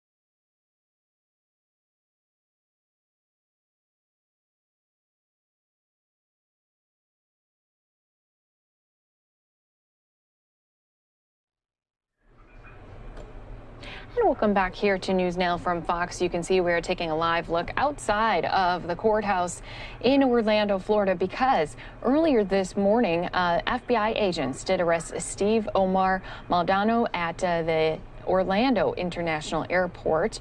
Now, he was in participation of that Capitol breach. His court appearance is set for 1:30 Eastern time. And so we're outside here as we continue to wait to see if he does make an appearance. So obviously this is a very timely happening in this arrest, as we were waiting, or as we were hearing in the Senate impeachment trial during the opening arguments against Donald Trump, that he was an instigator of that January 6th attack on the Capitol. So we will try to keep you updated here on this story, and of course many more that are happening all across the country. Until that time, as I mentioned, we have a few other live events that are taking place. Senate is in a break, and then we'll be headed out there here in about just over 15 more minutes. So we will be going back to that. Until that time, though, State Department's giving an update. Let's head into that. It is live happening for you on NewsNOW from Fox. It is all part and parcel of a strategy to ensure that those responsible for this coup, those responsible for the overthrow of civilian rule and democracy in Burma face substantial costs, that they face substantial pressure. As the president has said, we will be detailing those steps further this week. Can you give any details about like what he means by improperly accessing, or how that amount of money came to accumulate in U.S.? I would need to refer you to the Department of Treasury for any further details on that. As the president alluded to, however, we will have additional details about our broad policy response to the coup in Burma this week. Anything? Singapore and Japan. On Singapore and Japan, this is very much an element of our strategy to engage early following the coup, and often with our like-minded partners, including those partners in the Indo-Pacific region. There's also an element when it comes to our policy response. We have, in the course of that engagement, made sure that our close partners know what we are working on. Some of the steps the president alluded to today. We want to make sure that our efforts are both known to them and, to the extent possible, calibrated with them. So again, working with our closest partners, our like-minded partners around the world, we can have the most impact. We can impose the most substantial costs on those who are responsible for this coup, this overthrow of civilian leadership in Burma. Follow up on Burma. Since many military leaders were already under U.S. sanctions, what kind of effect do you think these new sanctions can have? How confident you are that they can reverse the coup, if you think they can? Well, we think that we can certainly impose substantial costs on those who are responsible for this. We can impose substantial costs ourselves. We can impose costs that are even more, that are even steeper, as I said before, by working with our like-minded partners and allies. So we haven't yet detailed the specifics behind that, but as we do so over the course of this week, it will be very clear to those around the world, but especially to the military elements in Burma who are responsible for this, that the costs for their anti-democratic action will be steep. Yes. Specifically on Humayra's question, though, why isn't this being rolled out with your like-minded allies and partners at the same time? Well, again, she mentioned the Secretary's calls with two of his counterparts. In the course of those calls, we have detailed some of our policy options, what we might be able to present. We have heard from some of our partners. All right, guys, and because we do have Senate on a break, I do see we do have a senator speaking during this break. Let's go to that real quick here on NewsNOW from Fox. You knew it was the fact you knew the where of that. I mean, you knew that Congress was going to certify Biden electoral college victory. What did you think was like his motive? You're a former AG. What was his motive? He knew he had lost, and the only way he could retain power was by physically stopping the count. In fact, apparently by killing some of the people involved. Michael Pence. It was a coup attempt, an effort to overthrow the government and stop democracy from working. The founders' worst nightmare. That's why this high crime was among the most heinous that any public official could commit. What we will see is that Donald Trump not only incited this riot and insurrection, but also then as commander-in-chief did nothing to save our democracy. In fact, he continued to inflame it. He called them special people. And the long run lesson here is not only about January 6th or about Donald Trump. It is about domestic violence. The danger of domestic violence in this country is persistent and lethal, as the domestic terrorism bulletin has said. It is a real threat to our democracy. Thank you so much for your time. What do you expect Democrats All right, so everyone, we have been taking a live listen in here. Senate is on a break. The trial will resume here shortly. And we do also have that other shot for you coming out of Florida again. This one is off of the case where we had the FBI arrest a personnel who was involved with the Capitol breach, Steve Omar Maldonado, and he was arrested this morning at the Orlando International Airport. It does look like his court appearance may have finished, so we'll keep our eyes out for this, as well as continuing to see if more senators stop by and speak with our reporters and cameras in the House or in the U.S. Senate. So headed back out to that State Department briefing with State Department spokesperson Ned Price. And as I mentioned, if we do see more senators speaking during this trial recess, we'll bring it to you here on News Now from Fox.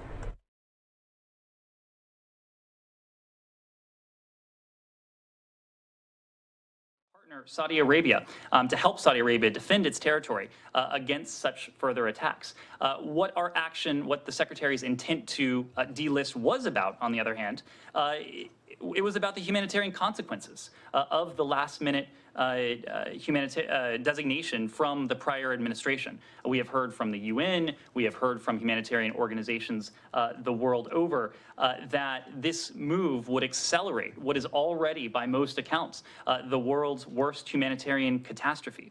I think, as I have said, we can do two things at once. We can ensure that we are not adding to the already substantial suffering of the Yemeni people, about 80% of whom live under Houthi control, while we continue to hold the Houthis to account, while we continue to put pressure on the Houthi leadership. On that score, I would just note that Ansarallah leaders Abdul Malik al-Houthi, Abdul Khalik Badr al-Din al-Houthi, and Abdul Yahya al-Hakim, they remain designated under UN sanctions regime and are sanctioned under a U.S. authority, Executive Order 13611, related to acts that threaten the peace, security, or stability of Yemen. I think Houthi leaders can expect to continue to find themselves under significant pressure from the United States. We do not intend to let up the pressure on those who are responsible for these attacks, who are responsible for seeking to do harm to American citizens, who are responsible for seeking to do harm to our Saudi partners. All right, guys, we've been listening in here to the State Department briefing. We are going to take a brief pause ourselves. We're going to be giving you a live look from Florida as we have our Fox 13 team on the ground. So I'm going to go into a quick 2-minute break, then jump into that coverage with our sister station down in Tampa.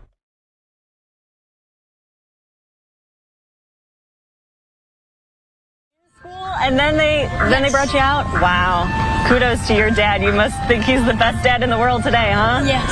Awesome. Well, Sawyer, I know that the boats are headed down this way. It should be several more minutes. Kelly, I know if they are going under the highway overpass, they've still got Curtis Hickson and Julian B. Lane, which kind of sandwiches the river. And then you've got the convention center where we know Josh is at. Before they kind of make that turn around here, we're on Davis Island, right across from Harbor Island. And then from there, they're going to make the turn around Harbor Island right into Sparkman Wharf before they make it to the port. So I know they just left several minutes ago. We all know that. And it's going to be several more minutes before they make their way here. But gosh, folks are so excited.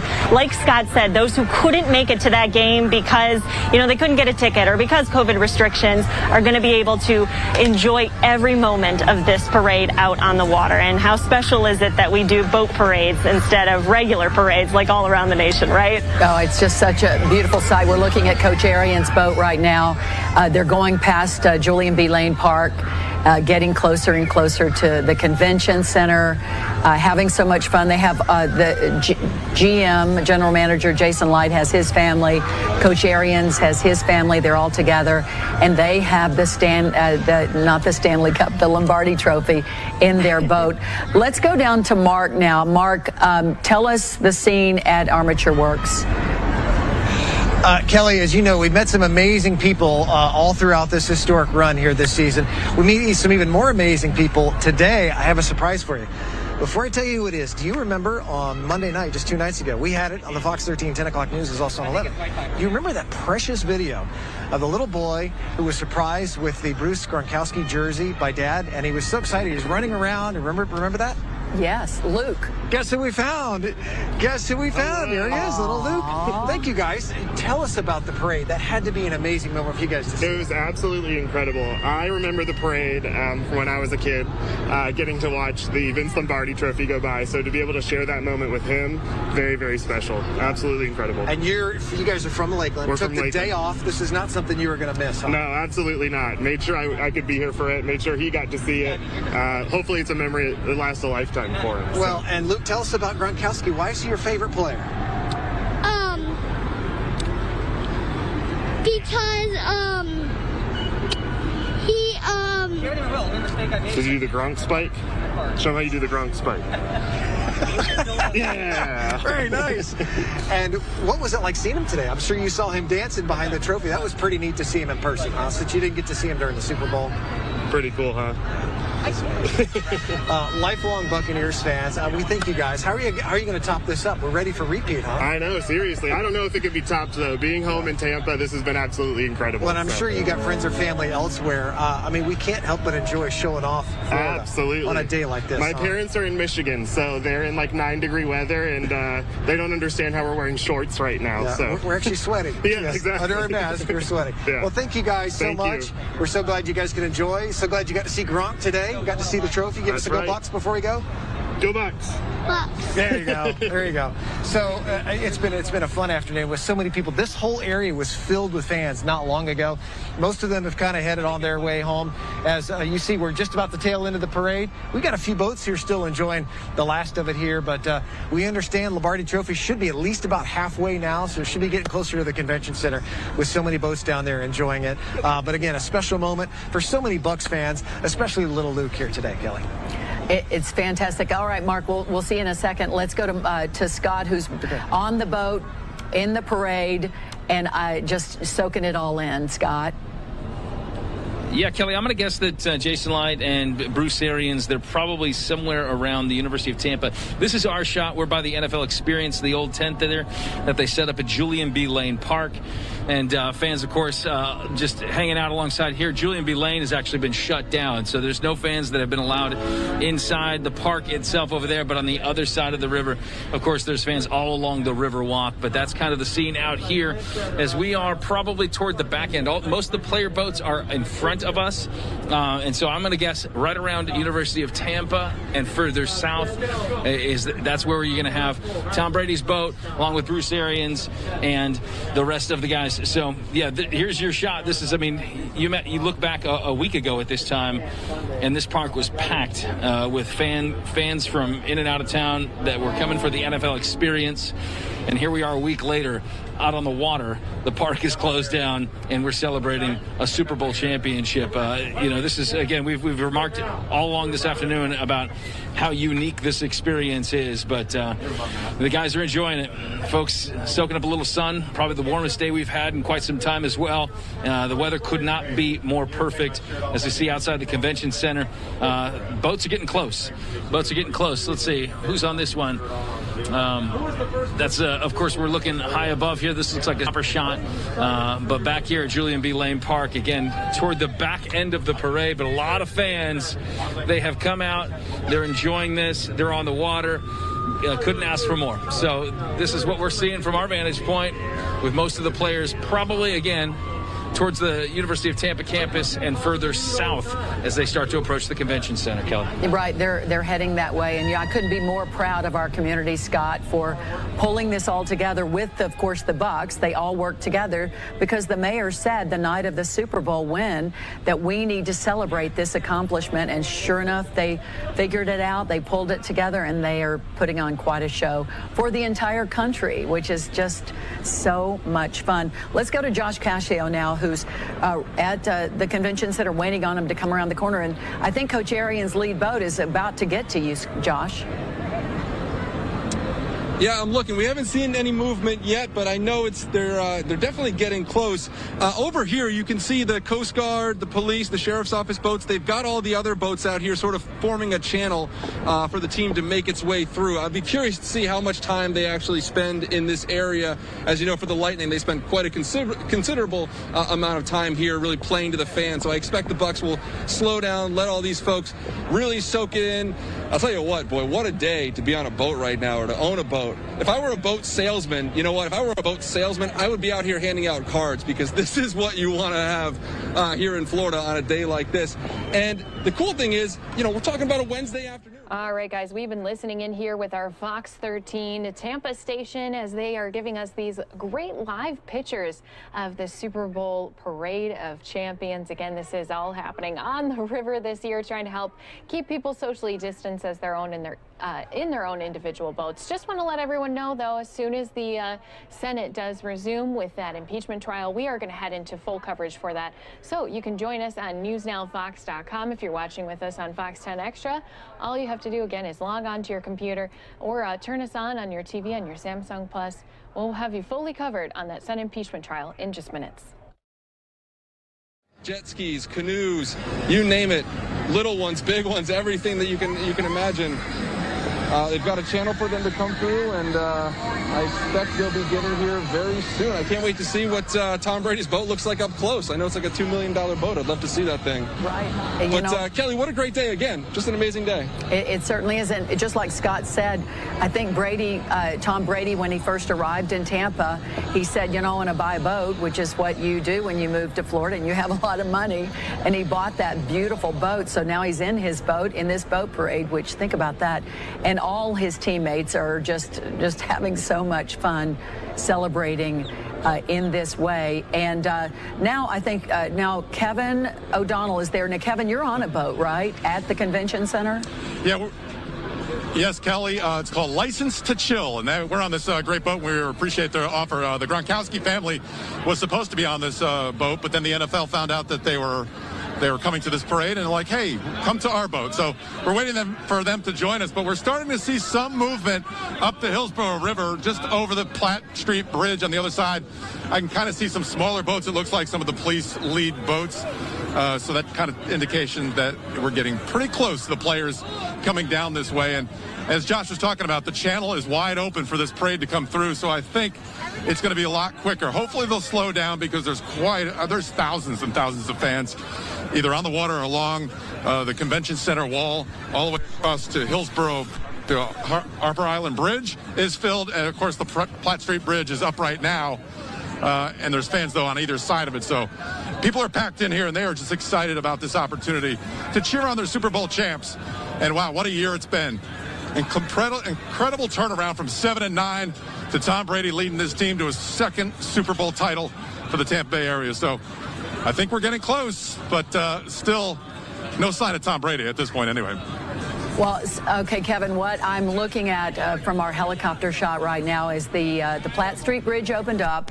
So you have the Tampa Fire Rescue boat coming through, and then you have Coach Arians, and then you have all the other boats right behind him lined up. They're moving through the Platt Street Bridge. So within minutes, you're going to have a bird's eye view. You need to just get in there and get some great video for all of us to see, which I know you will. But and look at that. We definitely will. Yeah, I can kind of see the police boats now. Yep, you have all the boats. You have even approach the Platt Street Bridge. You have a kayaker too. I mean, no, not a kayaker, a paddle boarder right there in the middle. Oh my gosh.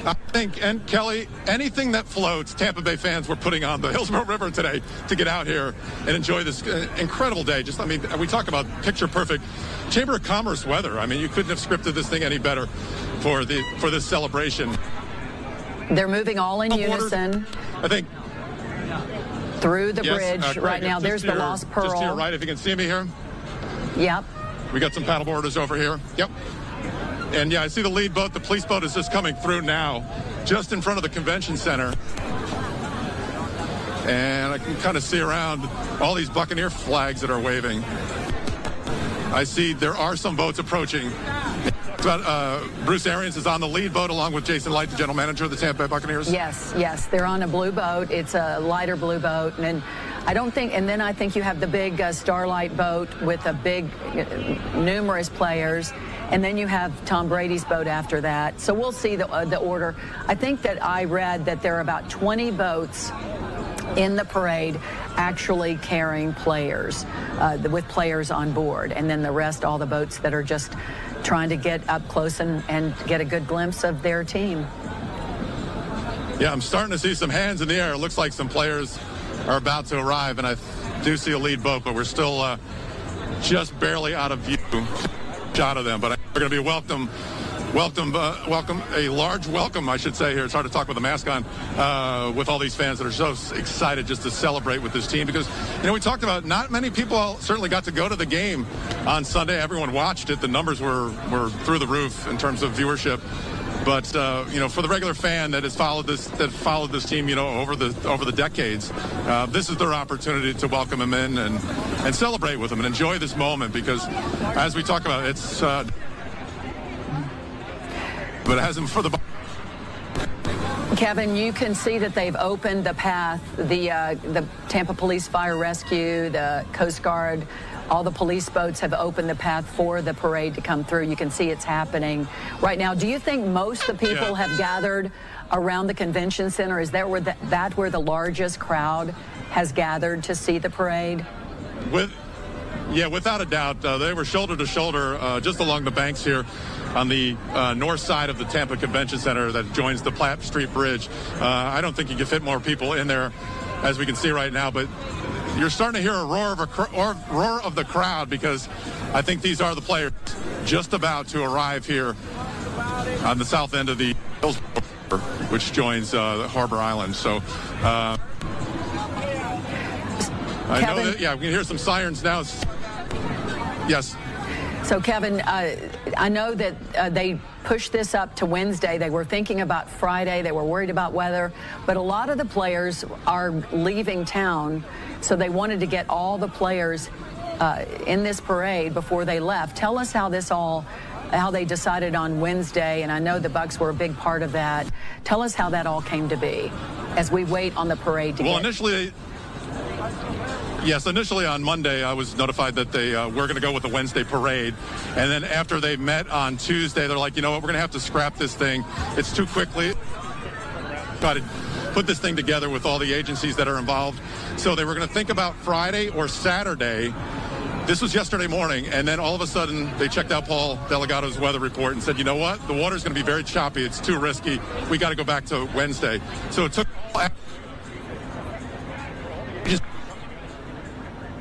Josh, Kevin, I know you're getting in position so you can get video. Josh, you're on the other side. What's going on? Yeah, Kelly, looks like they are coming through right now. Right over my shoulder there, we're starting to hear the crowd pick up a little bit. The boat horns are starting to go off here. And again, what a sight. There they are, the Super Bowl champion Buccaneers coming through Tampa Bay. How cool is that to see this? I believe that's, I can't really see who's on those boats there. You probably have a better view than I do, but this is what we've all been waiting for. I mean, this moment is really what you've been waiting for since the start of the season, the most unlikeliest of seasons, and here we go. Soak it in, Tampa Bay. This is it. This is winning the Super Bowl. Here you go.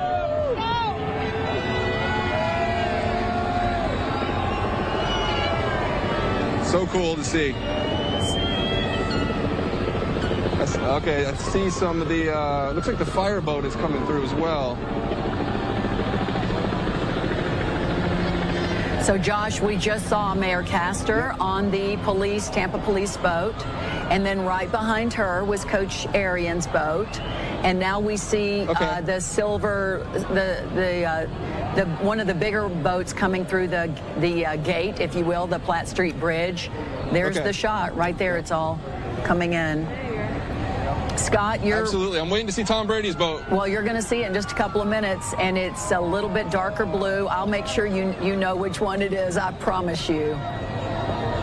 Should I swim out to it? Yes, you should. That's a no, right? I don't know if they would. I don't know if we would like that if you did that. There's Coach Arians and the Stanley Cup. I'm not sure if I see the Stanley Cup, but nope, not yet. I'm sorry, Lombardi. I'm sorry. You know what I mean. Yeah. Sorry about that. I can see Mayor Castor out there waving the flag. Wow. Scott, have you... it's just so cool. Have you gone through the Platt Street Bridge yet? We have not. We are right here in front of Curtis Hickson Park. The fans are a little rowdy. Got some chanting going on here. If you can kind of take a look over my left shoulder, some of the fans right here along the front of the rail at Curtis Hickson.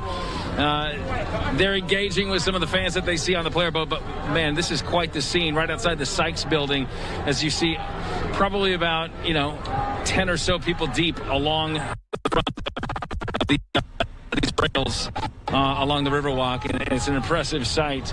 But many of these fans have been here for hours, staking out a spot, trying to get a vantage point as Bruce Arians and Tom Brady and those guys have already come by the Curtis Hickson Park area as they approach the Platt Street Bridge.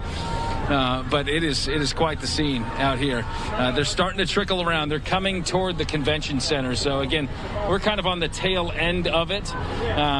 But the fans, we're still in and around all the fans that have brought their boats out, their vessels. They're out here on jet skis and kayaks and really enjoying themselves. But it's cool to see the engagement with the fans as they see the player boats go by and they start chanting and the players chant back.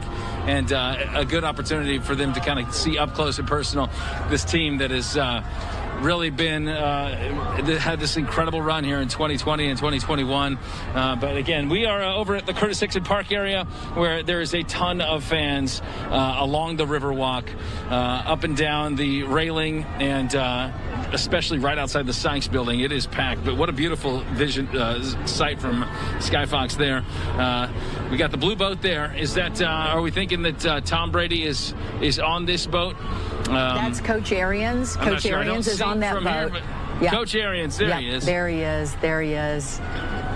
And that's a beautiful boat, too. Wow, that is so pretty.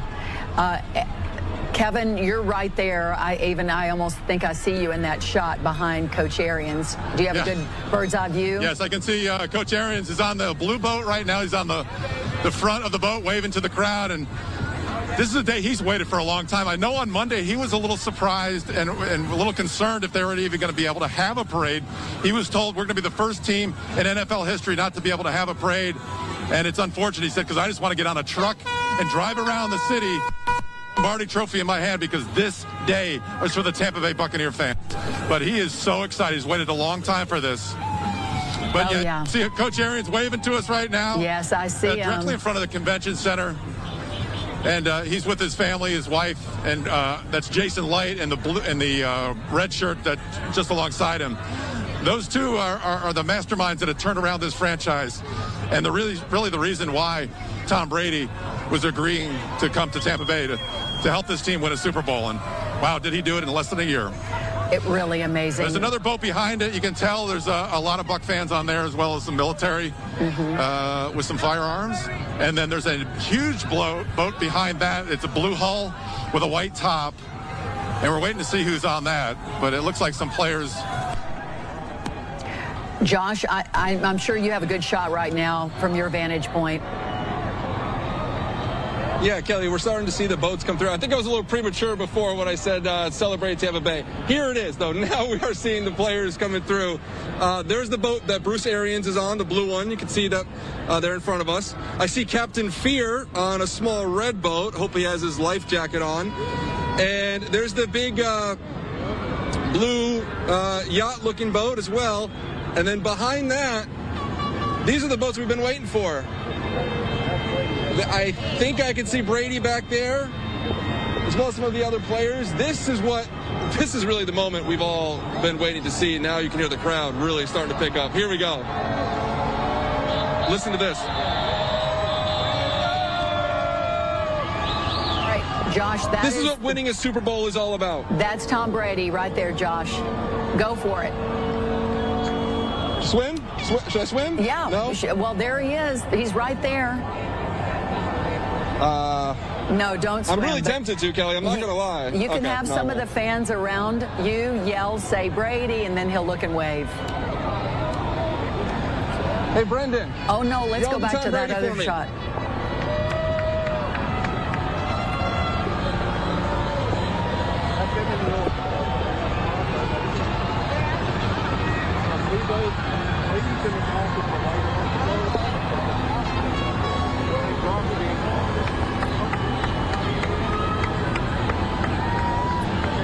How about that Brady boat, huh? Yeah, that's nice. That's really nice. You know, they have been enjoying that. That's a beautiful boat. In the quarantine.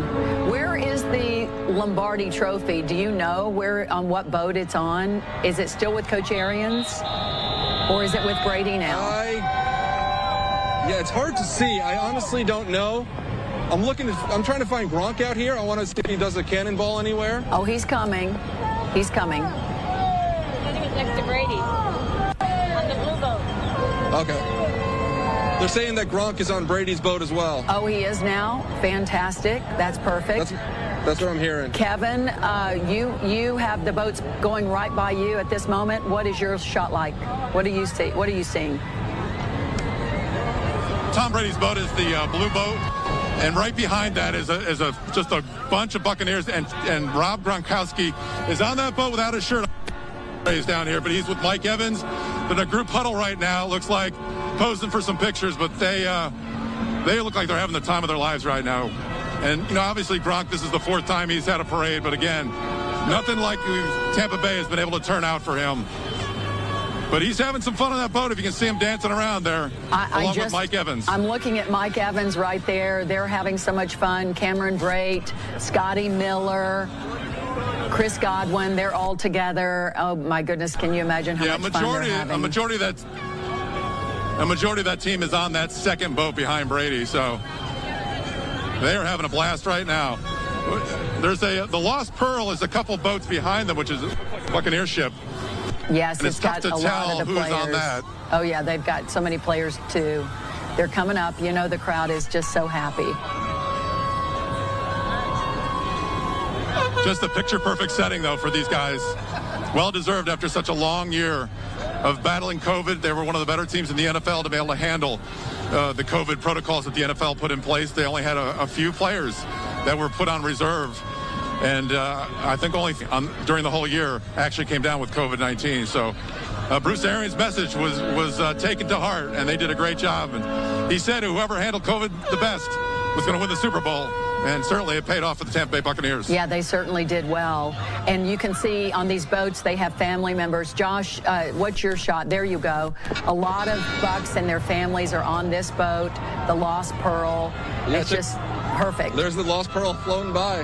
Absolutely. And, you know, Kelly, one of the things that almost gets lost in all this, I know we want to look ahead, but the reality is this team was built to win right now. They did. And they have to do a little bit of work in the offseason, but the truth is they're a really good team, and they could absolutely be doing this again next year. I don't think that's crazy to think that we could be doing this same thing again. So soak it up now. But the reality is this is a good team, and they're going to be good for at least the next couple years. So I think Tampa Bay needs to start getting ready for this. And the Lightning are playing well. This is just an amazing day. It almost feels, in a way, Gasparilla-esque, which is really cool since we didn't really get to have one last year. So just an amazing day to be out here and see all this, the celebration, all the Bucs and their families. They sacrificed, they worked so hard, gave up so much, and the fans out here are just really loving this, and it's really a moment. The celebration continues out there. It looks so much fun in Tampa. We're going to take a quick 2-minute break here for some of you on News Now from Fox. Stay right here with us as the celebration continues for the Super Bowl champs.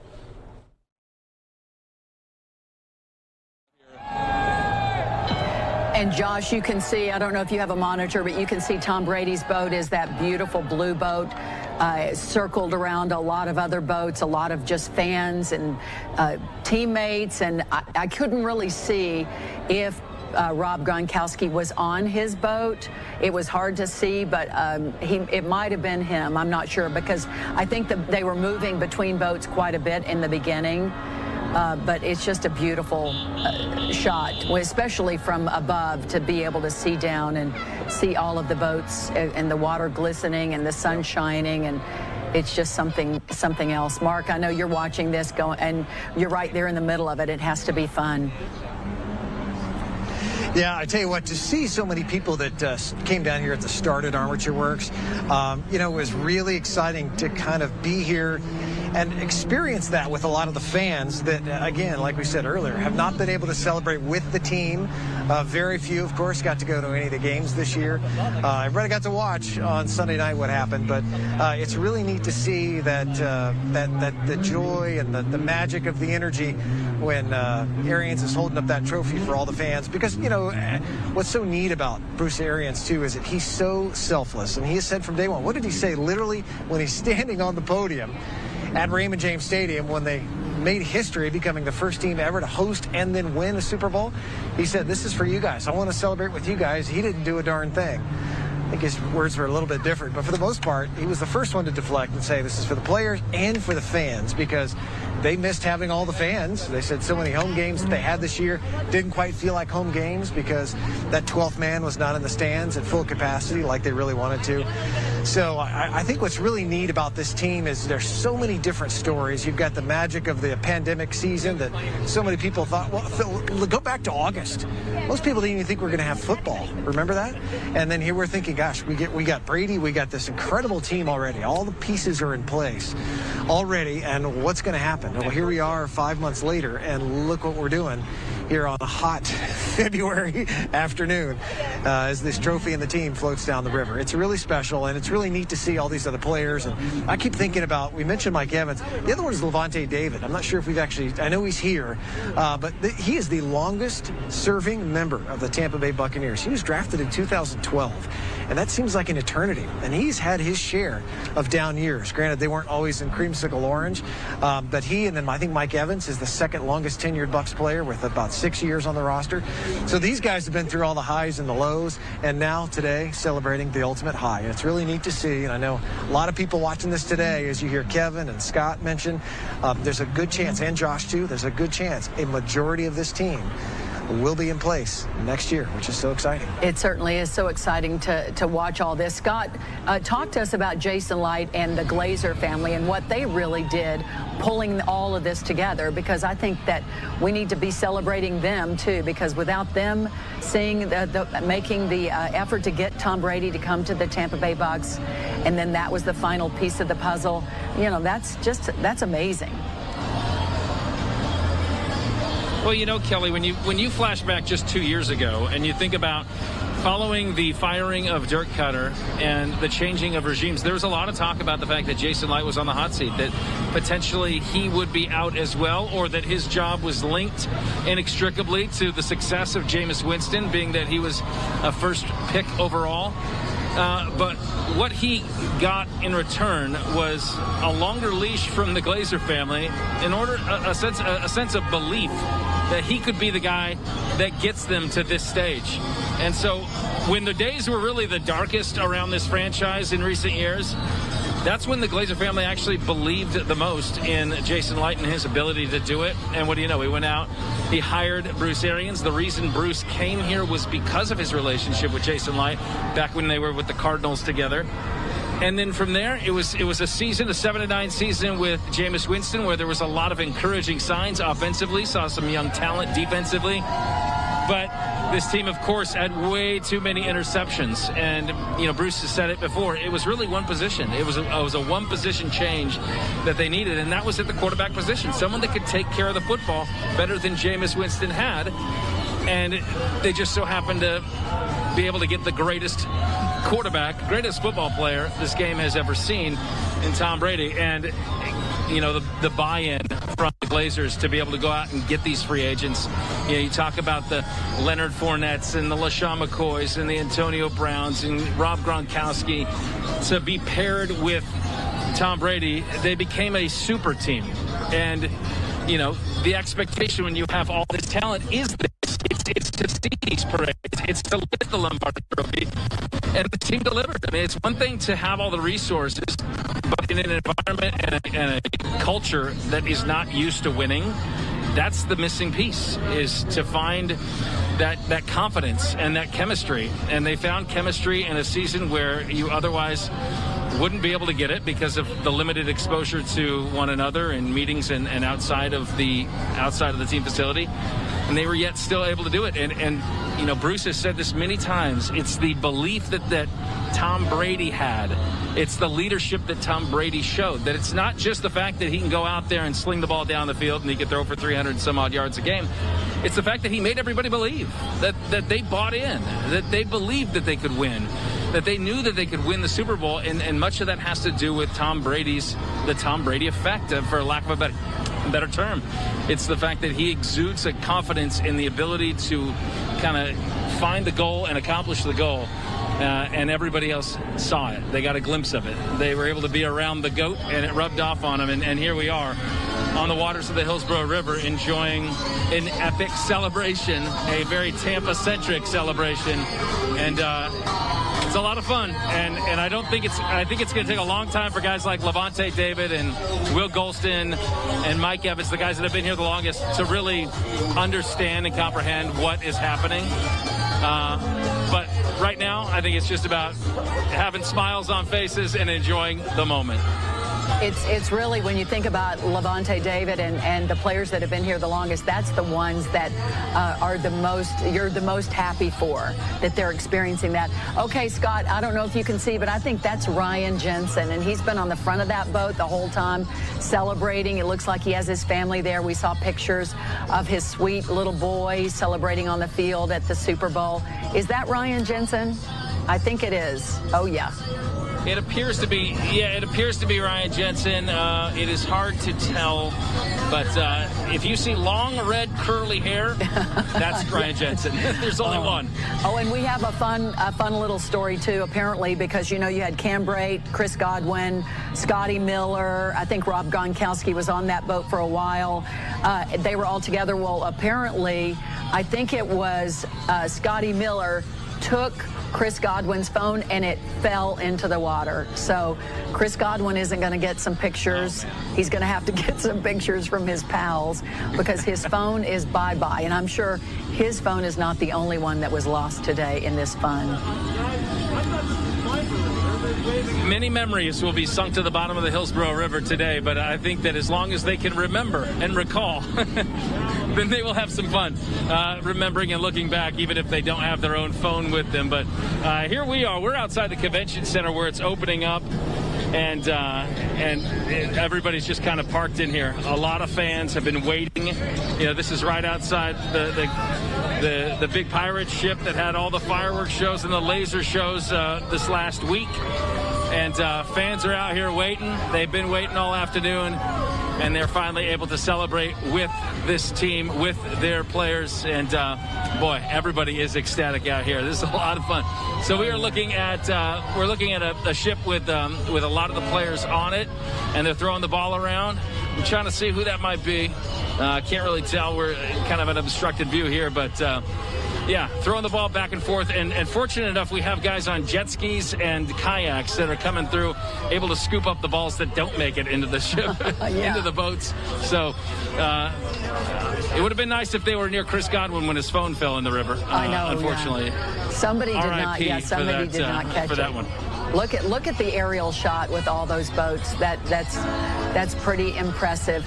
I bet the lead boat is getting close to Jen Holton at this point along Davis Island. I don't know if she can hear us, but it looks like it's coming around the corner. And Scott, if I understand correctly, you're going to be able to go into their private party briefly when they're all in there celebrating. I think you are able to have access a little bit to that later on today, right? That's right, Kelly. That's right. Yeah. As soon as this parade wraps up, there will be a private event that's being held with players and coaches and family at the port. And so we were going to get an opportunity to go in there and have a COVID-safe media session with the players and have a chance to chat with them. I'm not sure exactly what to expect. If we can broadcast that live or not, we will find out once we arrive. But that's the plan here. Once they dock at the port over by Sparkman Wharf, then we will have an opportunity to kind of get out of the boat, get our legs underneath us, and chat with some of the players. But here we are outside. Let's see, on this boat. This is Bruce Arians on this boat, and Jason Light in the red shirt. Bruce waving to fans. He has had quite the afternoon here. Tom Moore is the elder gentleman. He's in the gray, kind of the pewter shirt there on that blue boat alongside Bruce Arians and Jason Light. And Tom Moore has been an assistant on this staff, like an analyst for this team offensively, and he has been in the NFL for decades. He is the oldest coach on staff, and he has provided so much wisdom. He has forgotten more football than many of the players on this team will ever know, and he's been such a resource for Bruce Arians in these 2 years that he has been here in Tampa Bay, and pretty cool for a guy like him to be able to enjoy in this moment as well. But here you go, outside the convention center. Boats are docked, flags are raised, fans cheering and welcoming their team as they turn the corner toward Harbor Island. You just can just let this video just go and just to see the joy on the faces of all the players, the coaches, the management. They're really enjoying this, and the party will continue. Mark, you have been able to see all the maneuvering and everything kind of transpiring from the armature works, and all that has gone into the stress of making sure the boats don't run into each other and everything is lined up the way it should, because I think it was kind of crazy in the beginning. It took a little bit to get started, and I got to tell you, if when they do this again next year, let's hope, they're probably not going to want to do it right at the turn, and I think that's just because where we were. We literally had a 45-degree angle for all the boats to maneuver, so maybe they can straighten them out and start it out a little bit easier next year. But I don't know about you, Kelly, but who do you most want to hear from in their reaction for the parade? For my money, it's on Bruce Arians, because he is absolutely, he just has a way with putting some of the greatest stuff together in a soundbite. I still go back to, as I'm watching him enjoy this, sitting on the front of that boat and just taking it all in with the parade. I remember it was not long after the, late after the Super Bowl, they had a private party at the Florida Aquarium. And he told a reporter, he said, well, don't worry, we all had masks on except when we were drinking, which means I didn't have my mask on hardly at all. And that was Sunday night. So imagine what he's going to be, what he's going to say after taking all this in today, because we know Gronk's going to be good for something. I can't wait to hear, of course, Godwin's story, but that's just what I look at. That's just what I'm thinking about when I'm watching Arians and his family and the Light family enjoy this today. What they must all think of this, because I'm sure this is even beyond their expectations. We just saw the boat go by with Rob Gronkowski and a lot of his teammates. They're having fun. They have some music blaring, and the crowd is loving it. So, yeah, they're enjoying today. Shirts off. They're all going to be sunburned, because I doubt they worried about sunscreen today. Listen to the mom and me. Sorry about that. And it warmed up quick out here. I mean, it really did, really quick. There's still a decent breeze, but the sun's beating on everybody. But I'm sure that's the last thing on their minds right now. I'm sure it is. Jen Holton is right there on Davis Island in the canal before they make the turn going around to Sparkman Wharf. Jen, set the scene for us there. Well, everybody has been waiting here on Davis Island for this moment, for Tom Brady and the rest of his teammates to come on by on this boat. Everybody has been here gathering since about 10:30 this morning. And, families with kids, they pulled out of school for this event. Folks who skipped out on work this afternoon because they've been Bucs fans all their life. and they've been waiting for this since the last Super Bowl win in 2002. But, you know, this place is jam-packed with people right now, just really trying to get a glimpse of anyone on the Buccaneers team. You know, when Tom Brady came by, there were so many cheers for the quarterback that really, you know, many say has been the savior of this team over the last year. So a ton of excitement. I know that they're going to go from here on over to Sparkman Wharf before they end this parade in the Port of Tampa Bay area, and we know that we're going to hear from the players, but you can just see all of these boats who have joined in on this flotilla. They have been, you know, all morning they were making their way over to Armature Works, ready and excited to be a part of this. A lot of the, you know, boats have certainly gotten close to these Buccaneers players and the team members and the coaches, and they were given a 50-foot warning that they shouldn't get that close to the flotilla, but everybody is just excited. And you've got people on jet skis and people on paddle boards trying to join in on this excitement on the water. But joining us this afternoon is just one of the many fans who has taken part in this. Sir, what has this been like for you? What was it like to see them? It's been awesome. It's such a beautiful day outside, and like this is what makes you love Tampa Bay. Having all these sports teams like come out and like just join together, everybody in Tampa, just have a great time, enjoy the weather outside, socially distance on the water and everything. It's just been beautiful. And were you here for the Stanley Cup parade back in October?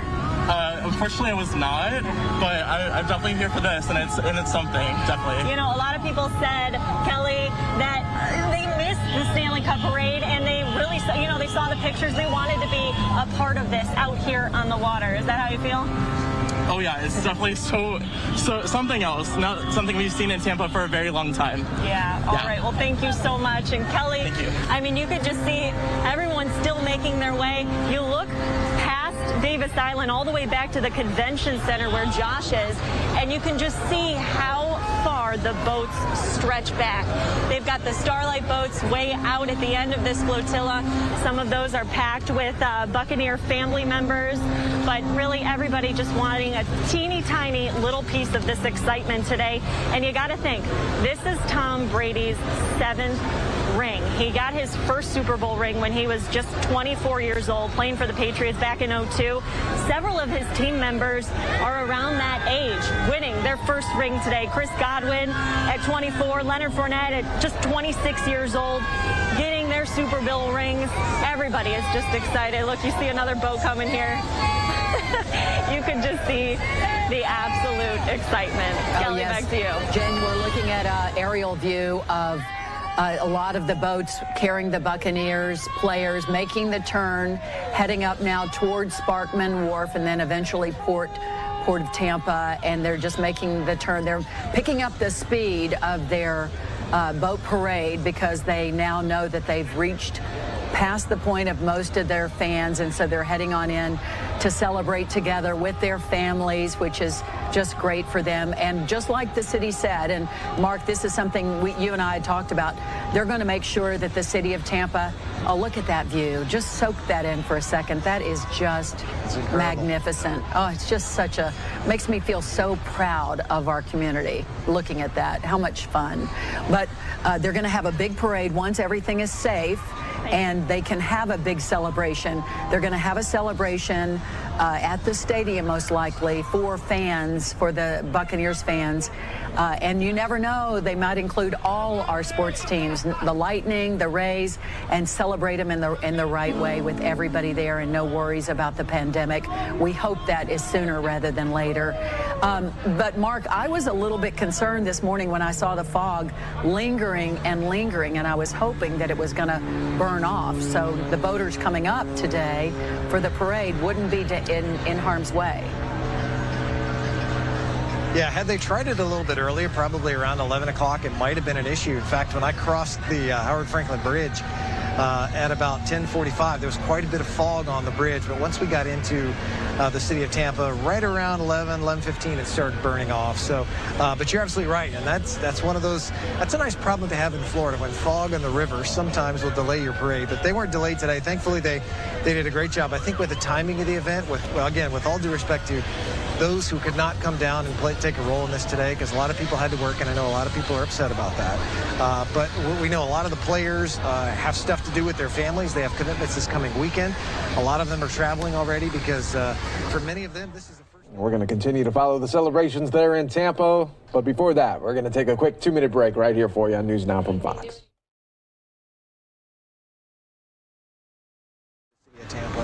They got the best day out of it for sure. Not everybody could be here, but as you can see from that video, quite a few people did, and a magical celebration here. You're right, Kelly, as you look at that aerial view showing Harbor Island with the city of Tampa behind it and all those boats, I mean, does that not look like a Gasparilla parade? Oh, it does. Maybe even more so, because everything is focused on the water. It's just magnificent. Really is something. Love it, love it, love it, love it. Scott, the parade has picked up pace, so tell us where you are right now. We are right inside the Harbor Island channel here. So Harbor Island is to our left as we have made that turn past the convention center. And so you still have a ton of boats that are parked and docked in here. We have a floating tiki hut near us as well. So, if you need a beverage, we can bring one to you. Okay. But yeah, it's, fans are obviously, they're having some fun, and they have seen now the players go by, and we're kind of getting the aerial shot right now. This appears to be the convention center. There was just a mass of boats, Kelly. I mean, there's so many fans have come out and packed in here, and I have only seen so far one person swimming in the Hillsborough River. So everybody has kind of maintained a good distance between boats, and they're having some fun. And as you can see right here, let's see, who do we have on this boat?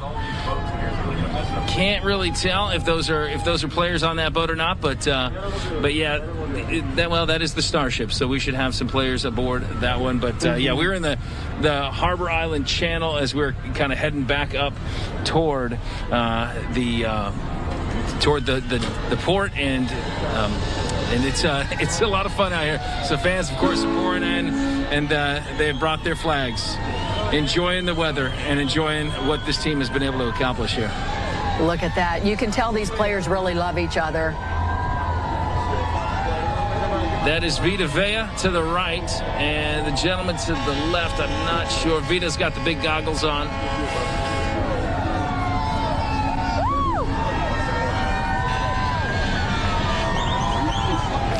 Scott, I got a question for you. Devin White had talked about having his horse, Dream, go into the stadium and take a prance around the stadium because he really wanted to do that, and he asked actually asked Jason Light if he could do it, and Jason Light said yes, he could. Go for it, cowboy. Do you think that's already happened, or is that something we can look forward to? I have not seen any images or evidence of it, so I'm sure that it will be the photo op to end all photo ops once Dream starts galloping around Raymond James Stadium. I don't believe that has happened yet.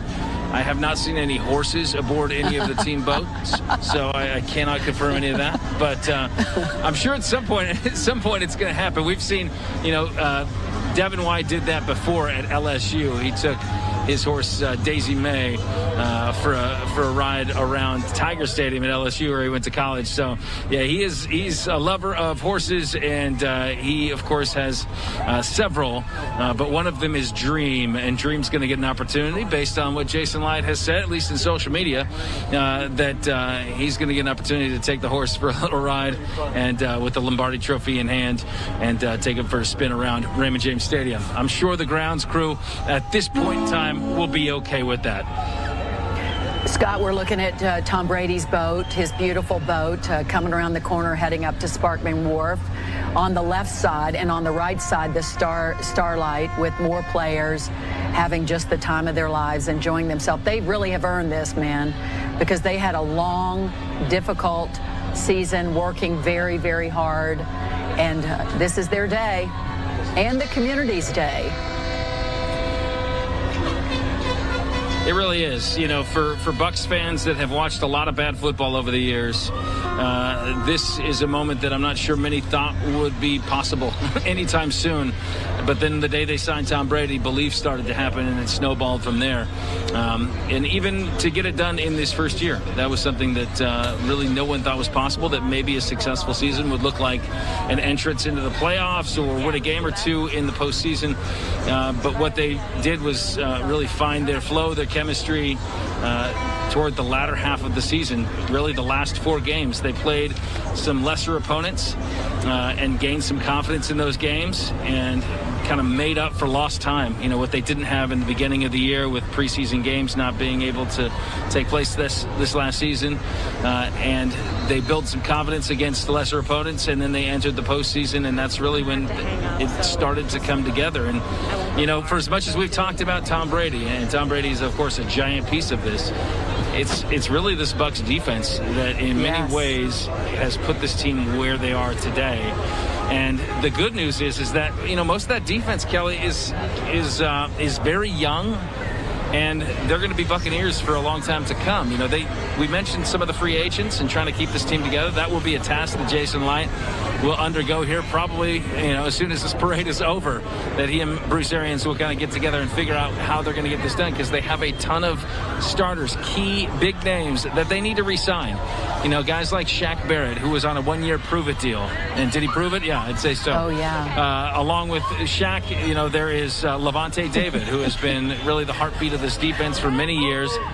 And they're going to need to get those guys re-signed. They have Chris Godwin that they need to re-sign. They have Antonio Brown, Leonard Fournette. So there are many names. And I think the thing that they benefit from is the fact that they have found success. And so they may not be able to be the highest bidder, but they offer something that no other team can offer right now. And that is a championship caliber team. You know, evidence was this last season that they can do it, that they're ready to roll. So as we are back out here on the parade, of course, our view is from Harbor Island going down the channel. And these fans have really been enjoying themselves today, being able to catch a glimpse of Tom Brady, Lombardi Trophy, Bruce Arians and the bunch floating on down the river in a celebration.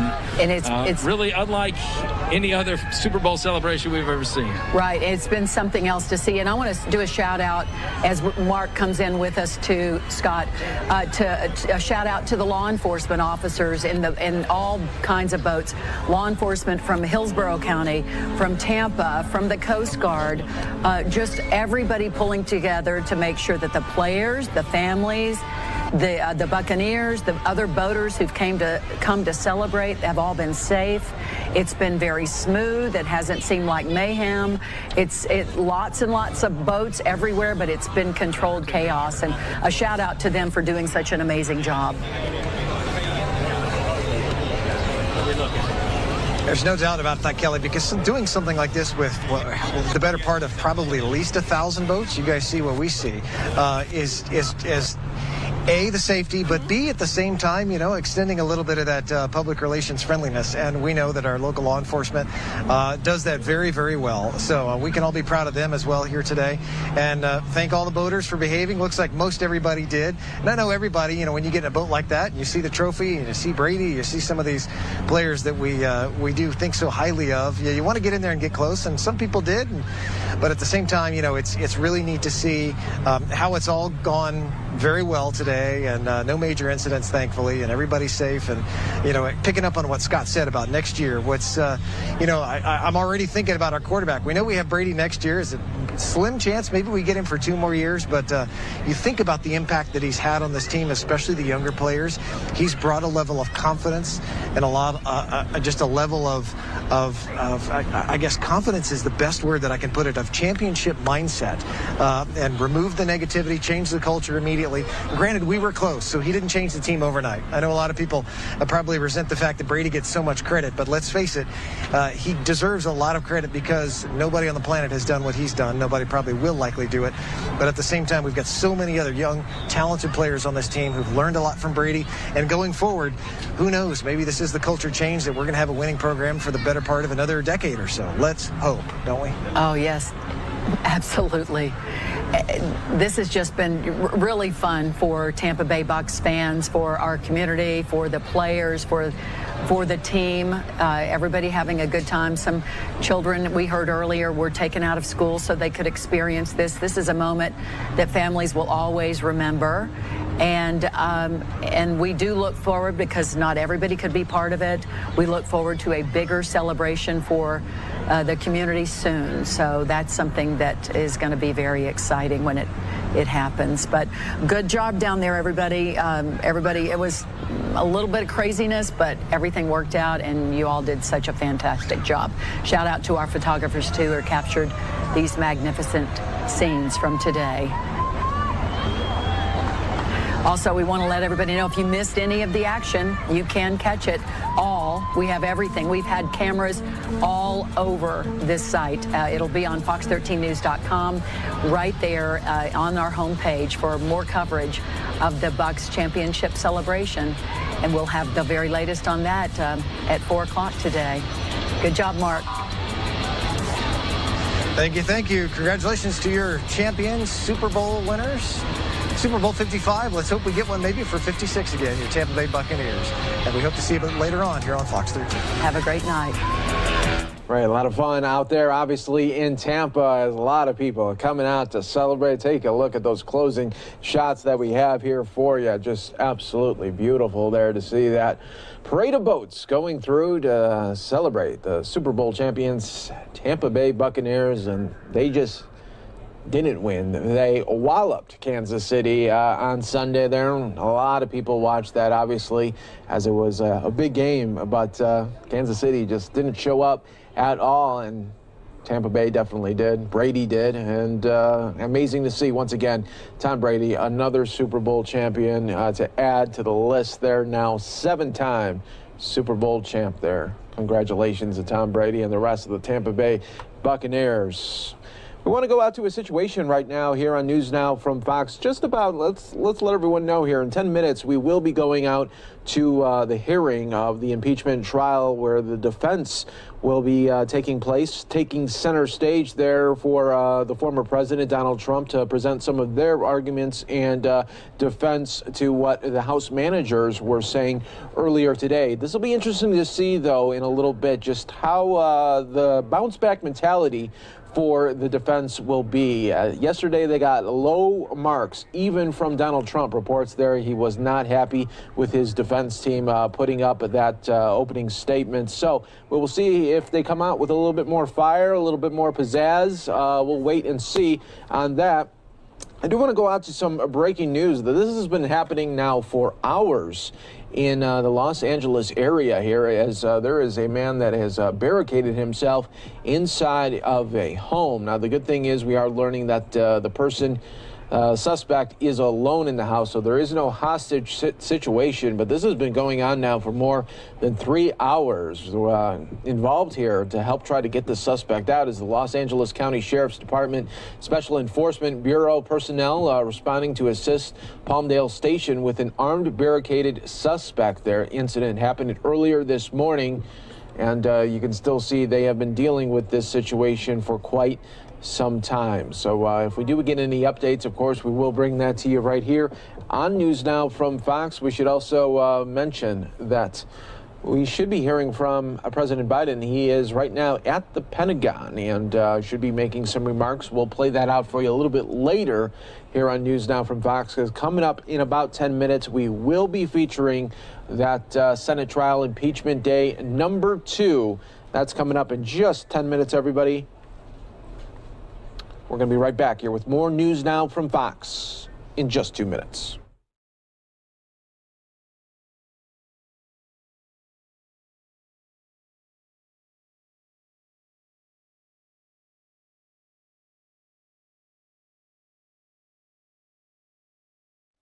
And while we do wait for that Senate trial to come back up here for us, what we are going to do is take you out to Chicago, the latest on COVID-19 measures there, vaccinations, and when is school going to get back for students in Chicago Public School District. of Chicago, and Dr. Rachel Rubin, Senior Medical Officer and co-lead at Cook County Department of Public Health. So we're going to do two things today. We're going to give a quick vaccine update, and then we're going to share some exciting news related to reopening progress in the city of Chicago and Cook County. So to start off on vaccines. 1 in 13 Chicago residents has now received at least a first dose of COVID-19 vaccine. 1 in 6 Chicago residents over the age of 65 has received at least that first dose of COVID vaccine. We're making excellent progress every day. To put that in perspective, more than 270,000 COVID-19 vaccine doses have already gone to Chicago residents, and that is more than 30,000 more vaccine doses than the total number of people here in Chicago ever diagnosed with COVID. So we're really pleased to be pushing out vaccine much faster than COVID is moving. Our efficiency goals look very good. 99% of Chicago's allocated doses have been pushed out to providers, exceeding our goal of 95%. And 88% of Chicago's vaccine doses have been administered and reported 7 days after delivery, setting aside those held for the long-term care facility program. There, too, we've met our initial goal of 85%. So I want to underscore that as quickly as we are receiving vaccine here in Chicago, we are pushing it out. We have more than 500 providers enrolled. We have plans for even larger mass vaccination sites. We're doing work to get outreach to seniors. As you know, we have the Protect Chicago Plus initiative, which is working to bring vaccine to some of our hardest hit communities and lower barriers. All we need is more vaccine. And to that point, the last slide here, Chicago this week received just 6,000 first doses of vaccine per day, split between Moderna and Pfizer to stretch across the whole city. 6,000 doses per day. There are more than 700,000 Chicagoans eligible for vaccination in Phase 1B, plus the healthcare workers who... All right, those were just some of the updates there in Chicago. We'll try to play that out for you in full, but we do want to go to a live event that is happening right now. Going out to California, Governor Gavin Newsom giving an update there. Identified any South African variants. That's no longer true. As of a few hours ago, we have the first reported cases of South African variants. 2 cases have been reported through Stanford, 1 in Alameda County and 1 in Santa Clara County. So 2 variants that we identify as South African variants now are in the state of California. So I say that to make the point. Tremendous progress. 50,000 cases down to 8,000 cases, 14% positivity, now down below 5% positivity. Isolation issues related to ICUs and issues related to hospitalizations trending and moving in the right direction allowed us to lift that stay-at-home order in the state, and now we're continuing to progress people through these tiers. Yesterday, we announced more counties moving out of that purple tier, and we anticipate within a week or 2, even more counties moving as that will force, or rather allow for, the reinstitution of opportunities for businesses to open with more capacity, and as the mayor rightfully said, to get our kids back in school, a top priority for all of us, particularly parents like myself with 4 young kids. Update briefly on schools. We're working with the legislature on a $6.6 billion early action package. Progress is being made. As I said yesterday, I maintain confidence that we will announce a deal as early as Friday with the legislature that will allow our youngest cohorts to return safely to school, starting with kindergarten to 2nd grade, and ultimately get cohorts up to 6th grade, at least in that first phase. We continue to make progress in terms of not only those negotiations on school reopening, but also on more small business relief. I noted just yesterday that we closed the door on the 2nd round of applications for state grants that we're providing, $5,000 to $25,000 for small businesses. That was part of a $500 million appropriation. We're looking to triple that and potentially even do more with the legislature. And we're hoping as early as next week to move early action in that space. And that will provide billions of dollars in direct grants and aid to not only our small businesses, but also provide support for nonprofits and cultural institutions here in the state. So a lot of activity, working with the legislature, a lot of energy, and most of that progress will manifest with early votes as early, we hope, as next Tuesday and later into the week, the end of next week. Now let me come back to Central Valley. Let's talk specifically about where we are. I just had the privilege of meeting an 85-year-old former farm worker. She just received her second Pfizer shot. She's here with her husband as well.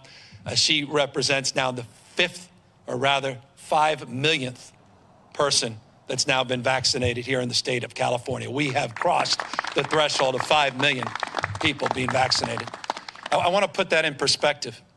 On Friday of last week, we announced 225,000 vaccinations over a 24-hour reporting period.